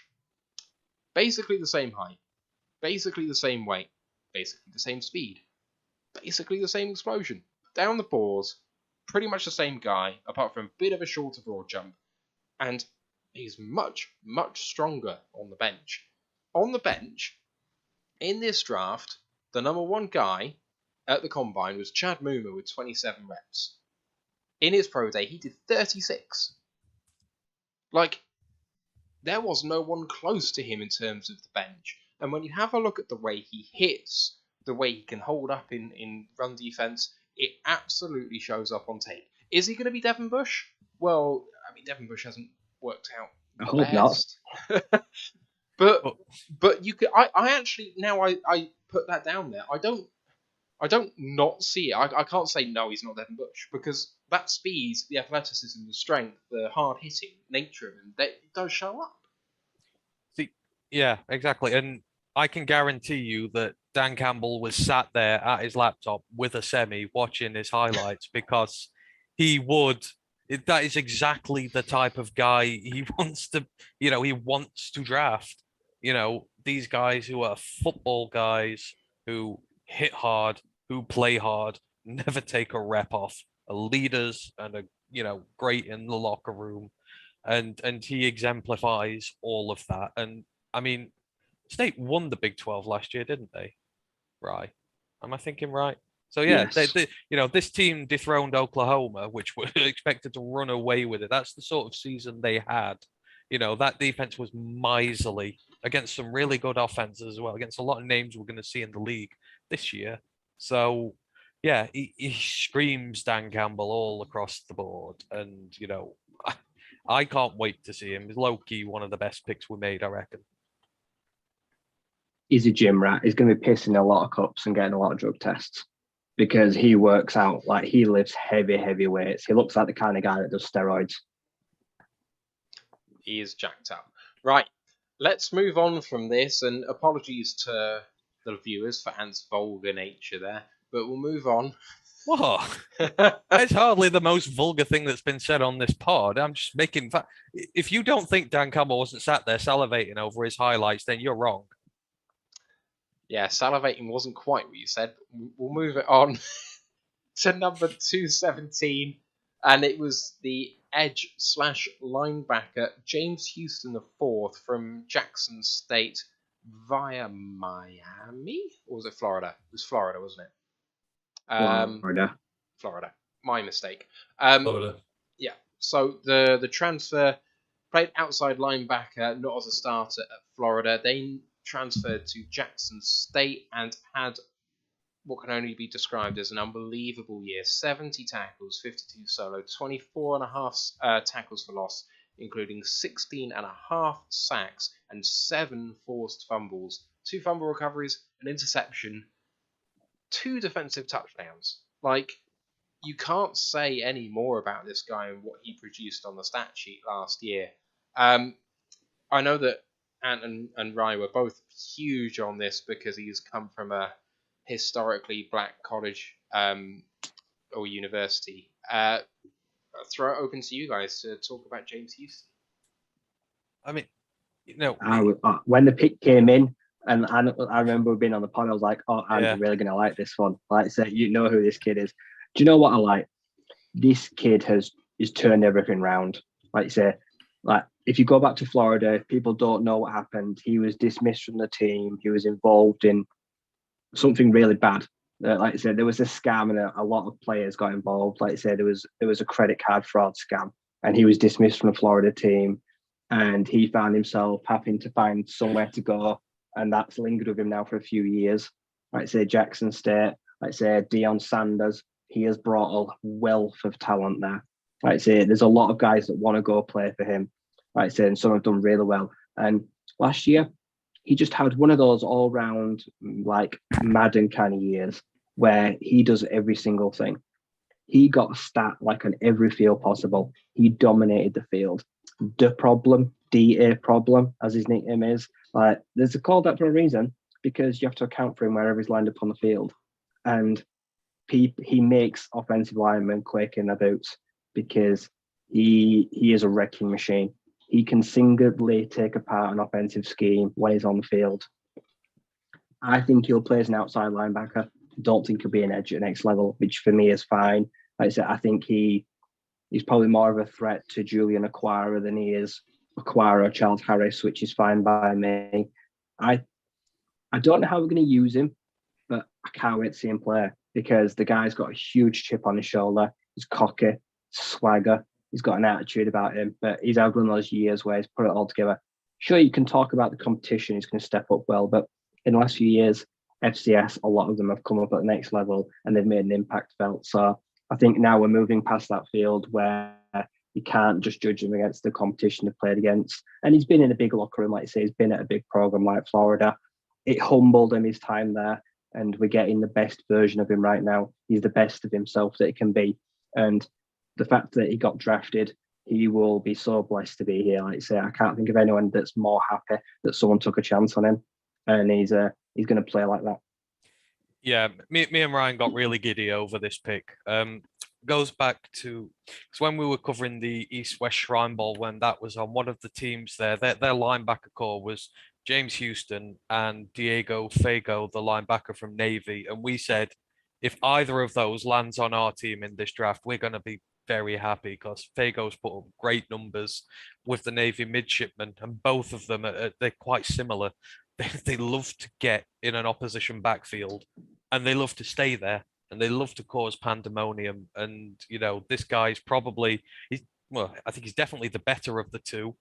And the fact that we've got him so late in this draft again, I've said that low key some of these could be the best picks we've done in this draft. I was delighted with day 3. I love it because I can genuinely see all these guys becoming integral parts of this team. And that's the same for Houston. Don't worry about the fact he's gone to Jackson State. I mean, hell, he's got Deion Sanders as his coach, who's one of the greatest at his position who's ever done it. This is a guy who is making that program big. They flipped Travis Hunter this year, who was the #1 prospect in the entire country. I mean, everywhere. He was going to Florida State, best guy in the entire country. They flipped him to the FCS. That's the sort of gravitas that he's got with this program. That's the sort of players that he's pulling there. A lot of former FBS guys have gone. That is a good team, and they're up against some decent level opposition. And this guy, like you say, you've got the scheme versatility. I agree with Ryan. I do not expect to see him at edge at all. I expect to see him at outside linebacker. I think that's where he is best. You have him blitzing off the edge from the outside linebacker position. I think that's going to be a perfect fit for him here. We've need of linebackers. We've got enough edges. Yes, you can mix it up and play him off there occasionally if you need to, but we've got enough depth at edge now. He's certainly a linebacker in my eyes. And, you've got him and Rodriguez there now. Let me tell you, we are putting up a wall on that second level.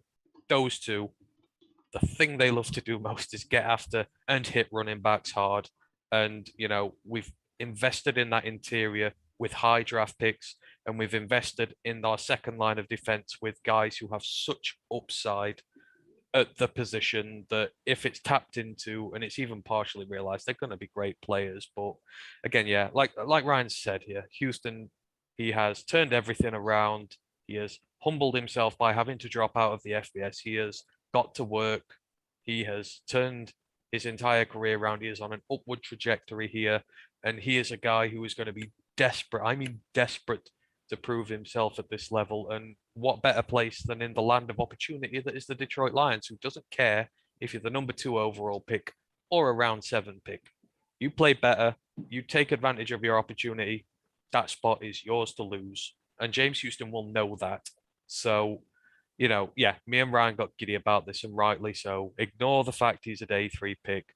He will take time to gel in, but if you see the development right there, he could, and I'm saying this as a finality, low-key be the best pick we have made in this draft, and it isn't even close if he comes close to realizing his potential. What was the kind of beef with Deion Sanders around like the tape? What happened there? Because Sanders was really pissy about giving it the tape. We used this Florida tape because Jackson State wouldn't release his tape to us. Every time you draft a player, you request their tape from their school. And in our case, we requested the tape from Jackson State. Whatever reason, they did not get back in touch and did not give it us. So the only highlights we had available were his Florida days. And of course, as Matt said at the start, this is a historically black college and university is part of.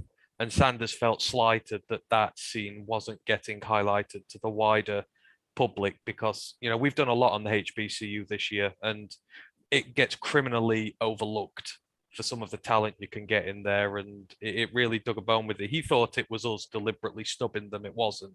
We just couldn't get the tape that we required from it, so it's nothing on the Lions' part at all. There's a really... In fact, HBCU players had 4 players drafted this year. That's more than the entire decade. Just this 1 year. You had James Houston, you had Marquise Bell, you had Jacoby Durant, and there was another cornerback. Joshua Williams. So it's a fantastic year for them. That beats their entire last 10 years in 1 year.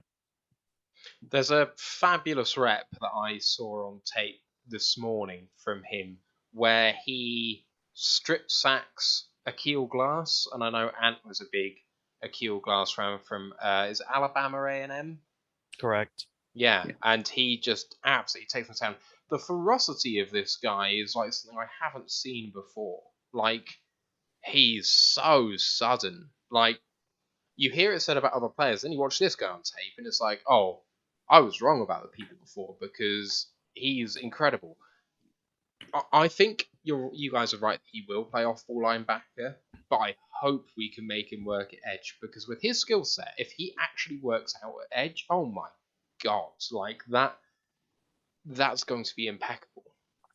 He's playing like a man who knows it's his last chance and that he has to do every single thing within his power to take this opportunity. And that is why you're just seeing such insane numbers from him, because every single play to him is his last play and he has to make it worth his while, which is why I think he's going to fit so well with us, because, you know, there's a plethora of talent here to be able to aid him in his development, you know, mentorship figures here he's going to have. And like I say, if he comes in, plays his ass off and does well, he'll get a spot. You know, it's entirely performance based here and not on your name. And I think it's the perfect landing spot for him. Let's move it on to our very final pick, cornerback Chase Lucas from Arizona State. Ryan, as a Arizona State fan, knows him very well. I'll throw it straight over to him. What have you seen from Chase Lucas in the past 6 years? Yeah, the people. Yeah, he's like 25, so that is the one thing. The clock's already ticking on him. He is very experienced. I believe he started like 48 games for Arizona State. He's one of the best players in history. I think he matched the record for the most wins against the Arizona Wildcats with 5. He has been around practically forever. And he has got this far because of the Marvin Lewis and Herm Edwards.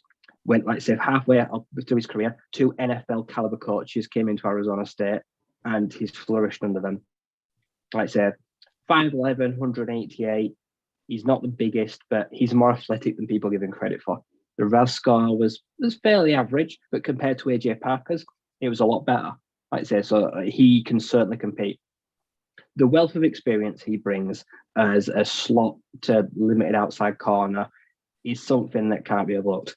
Instant day one special teamer and potential starting slot corner. Like I say, he will rival AJ Parker and Mike Hughes very well. Like I say, he'll be great camp body. He's an incredibly hard worker. He's very well respected. He's a leader. You don't play nearly 50 college games and be very healthy for the best part of 6 years because he don't take many snaps off. He has been involved in a lot of games, and his hand-eye coordination and the ball skills, very impressive. Racks up numerous passes defended year on year. People go after him every year.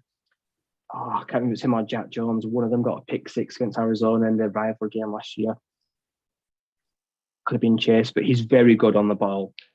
Tackling work, he's great. Like I say, he's very solid, good effort. It was him, wasn't it? He got the pick 6 last year, I believe, against Arizona. I think so. It might have been him. I don't think it is Chase Lucas. I don't have a touchdown he's going to be in really his college good. career on here. So No, it must have been Jack Jones then, though. But this is a great value pick. I'm surprised he went this far, to be honest. I saw people signing him rounds 5, 6, so I'm really happy that it fell to us.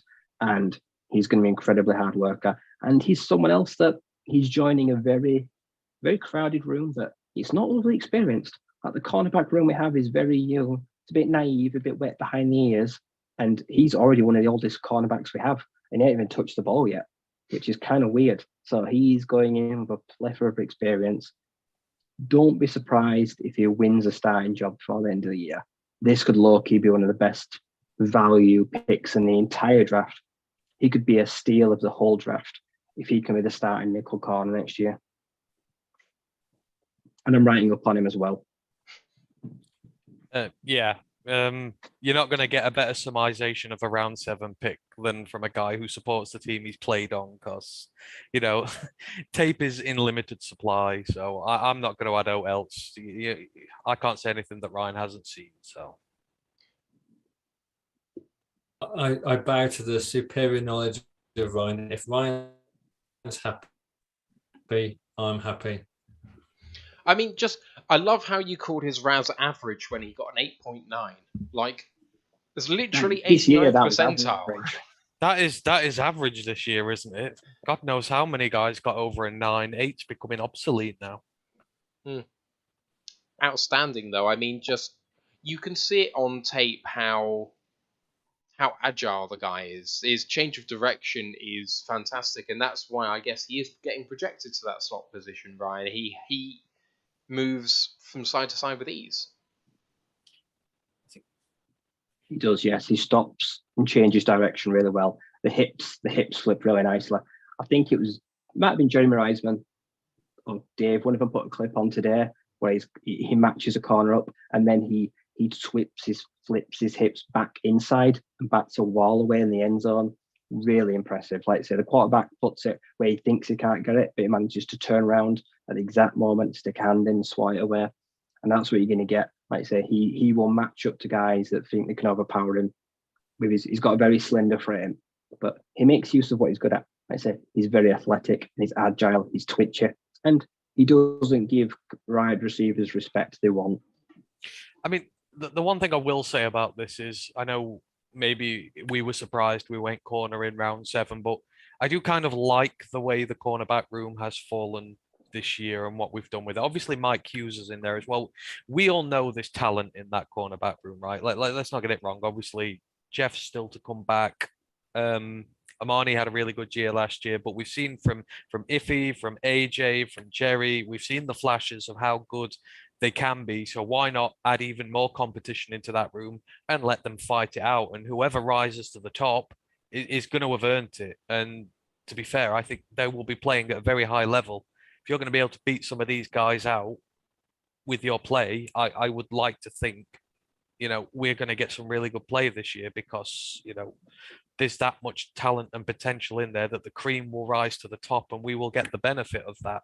So I like the way the cornerback room has been done, despite the fact that really no draft capital's been put in there. I think it's been done just right. I think it's going to be every cornerback position is wide open. Not even our Marnie right now's job is safe. No, I think it's the most interesting position group in the entire roster. I don't know whether we carry 7 cornerbacks.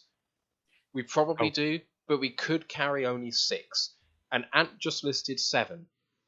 If we only carry 6, one of those guys is not going to make the roster, and I don't think people are going to like who might not make it.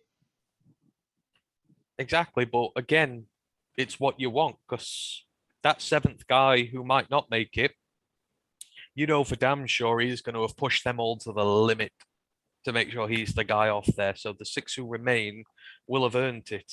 It's not like there's no other guys there. So not like Will Harris last year just getting a roster spot because there's no one else to play safety. It's these guys are getting cornerbacks after competition. So that's the good thing about what we're going to get. And I mean, God, if Jeff comes back and plays well, if Amani carries on doing what he's doing, if he makes the strides he was, and then you got the young guys chasing afterwards. I mean, Jesus, we got 2 great former DBs coaching us as well. That room could, by the end of this season, potentially be, dare I say it, great. And that's not a stretch or a homer thing to say. It's what I've seen with my own eyes and the amount of potential these guys have. And that's why I like this competition thing. I didn't even mention Mike Hughes when I was doing that thing. So that's 8. So, it is really going to be a fight here. And the best guys, may the best man win. Absolutely. I'm pulling for Jeff so bad. If we can only have one good corner next year, I just hope for his sake it's him. If everyone else is terrible and he has a really good year, I'm fine with that because he'll have proved everyone wrong. Because everyone, 97% of fans have written him off. Yeah, way too early. Way too early. There's no one I'm pulling for more than Jeff this year. We had a lot more to cover, but we're going to roll it on to our next show, including UDFA's NFC North, rest of the NFL look. But I just want to go around the guys one last time and have a look back at the entire class now and just maybe give you your final thoughts on the entire thing, whether you think we got good value, whether we covered all the bases, if there's something you would have changed, if you're happy overall, just kind of some high-level brief thoughts on what you thought the draft overall was for the Lions and how far you think we have come or maybe haven't, and whether it's a short-term or long-term outlook. Just give us some brief thoughts. I'll start with Steve. So I'm giving this is like an A- draft for me. I don't think there's much we could have done better. I loved the aggression in terms of the trade up. I love the value that we've got throughout this draft. And I love the fact that we've really targeted all of our positional needs. Maybe not in the same order that the majority of fans thought we were going to target. But I think if you look at where we've added strength and depth, for me, it's in exactly the right places. We said we wanted a defensive draft. We went 2 offensive, 6 defensive. That feels right for me. But where we have used our offensive picks, I think we've done it really well. And Jameson Williams, love that pick. So for me, this is like an A-. I think if Kerby Joseph doesn't work out and doesn't start or doesn't make progress through the season, I think that is where we could suffer, because safety has just been a problem for so long. But I'm confident, and I love the feedback from Ant and Ryan from their college pod. It feels like, and I like the feedback from around the league. I think we've done really well. And when you look at other teams in the NFC North, I'm not saying that we've won the draft, because I think there's some really good drafts elsewhere, and I'm looking at like Kansas City and Baltimore, but it certainly feels like we've won the NFC North. Ryan? Right, this is going to upset people, I know it is, but knowing what I know now, I would have been happy taking Sam Howell. I would have replaced Paschal with safety, and I would have taken Sam Howell at Kerby's pick if he's still there. I really like him, and seeing these QBs slide, there's that little niggling thought in the back of my mind. Move away from the quarterback. One of these turns out to be one of these away from the quarterback going to turn into a star. Yeah, I said it. Like you say, I like Sam Howell. I'm a fan. He's a handsome guy. He's got a great beard. He'd look great in Detroit. I feel like he's going to be really sneaky. He could win the starting job. He could be the quarterback in Washington this year, and that's not a stretch. I agree with Ryan on that. I think he could be. Not that I draft him, but that he could be.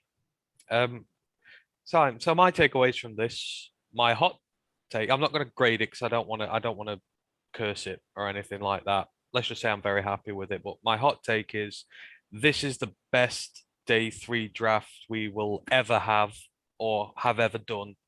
I don't think we are going to do a better day 3 again ever, because I believe Rodriguez and Houston are going to be starting linebackers in 12, maximum 24 months time. And I think they're both going to be damn good. I think James Mitchell is quickly going to evolve into the tight end 2 we need. And if Chase Lucas can fight out some of those corners we've got there, I think we've had an exceptionally great day 3, and the value is ridiculously good. I think that's my hot take. We have not had a better day 3 draft ever. As the draft as a whole, I like what we've done. Again, we had 2 glaring holes on offense outside of quarterback. We were aggressive in sorting out the biggest need, wide receiver 1.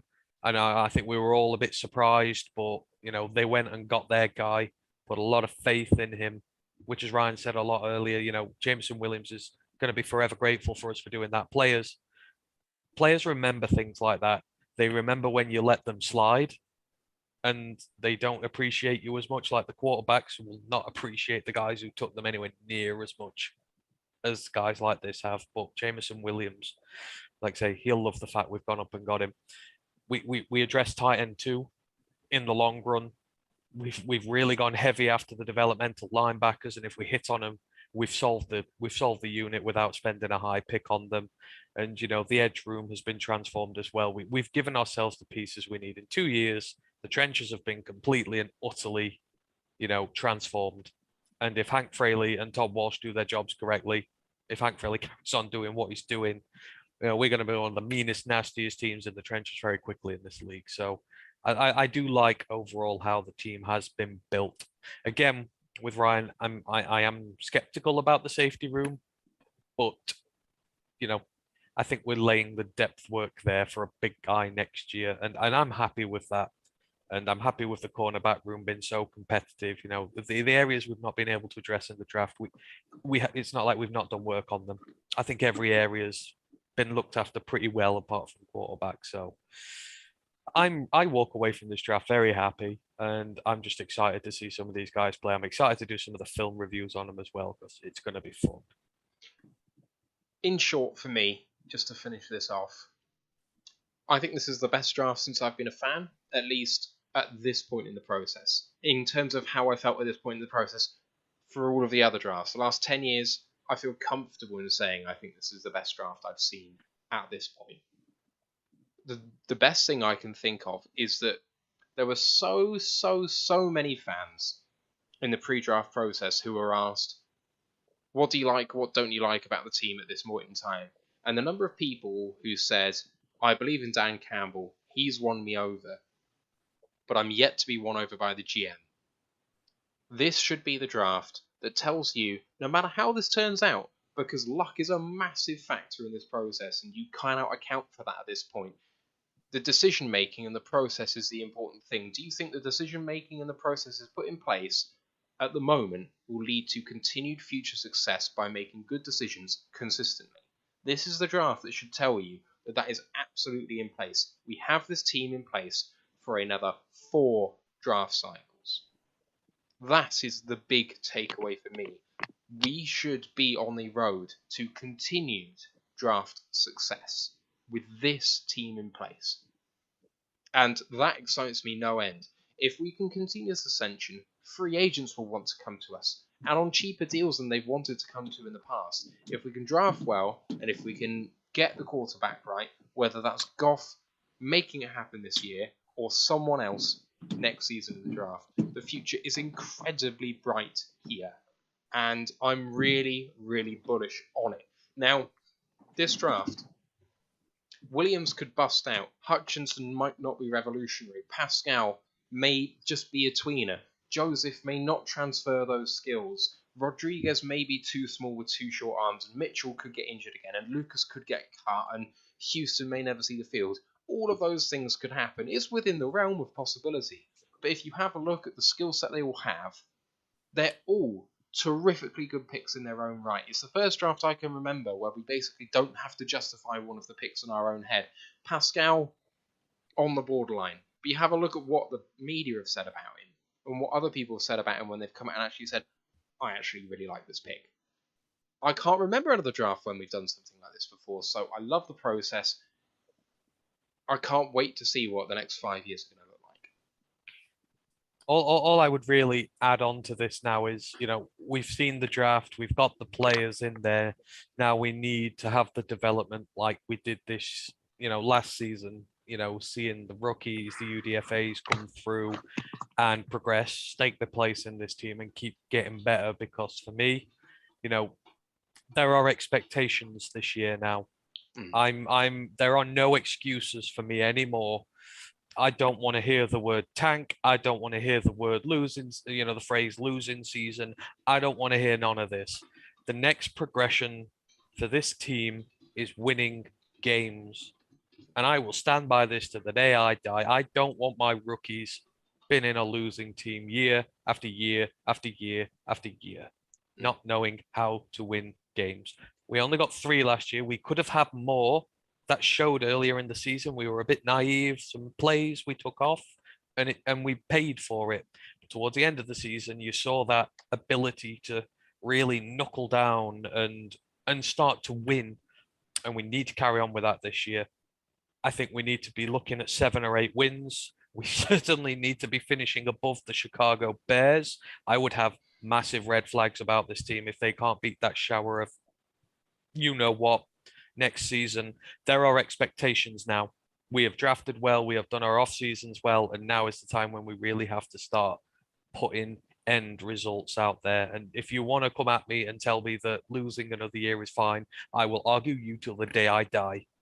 That this team needs to progress on the field this year and win games. That's all I'm saying. And I'm going to be hyper critical next season. I know I'm one of the guys who's always the Kool-Aid chug around here, but I've always said I've been realistic. We didn't expect it last year, rightly so, but this season coming up, it's about winning games, making sure these rookies are battle hardened and ready to go when it matters. And I fully expect us with this offense and our defense now developing right, we've no excuses. We shouldn't be winning games, especially against some of the rubbish we're up against this year. Stand and deliver. We're going to close the show there. Our next episode is going to be this time next week. Subject to be discussed. I did have something else there, but with what we didn't get to today, I think we're probably going to cover the Lions UDFA class, have a look at the rest of the NFC North and how they drafted, and then a brief look at the rest of the NFL and how they drafted. Future episodes will include a way too early look at how the 53-man roster may look, amongst other things. Always open for suggestions. Please get in touch if there's anything that you'd like to see on the podcast. Just want to thank my co-hosts, Ryan and Steve and Ant, Tom, who left earlier, and to MicroMike, who made the early appearance. If you didn't see that because you tuned in later, do go back and have a look at that, because I absolutely love that guy. But for now, we'll see you next Monday. Just add us on our socials, like and sub and all that good stuff. But for now, let's go Lions, one pride. One pride. One pride.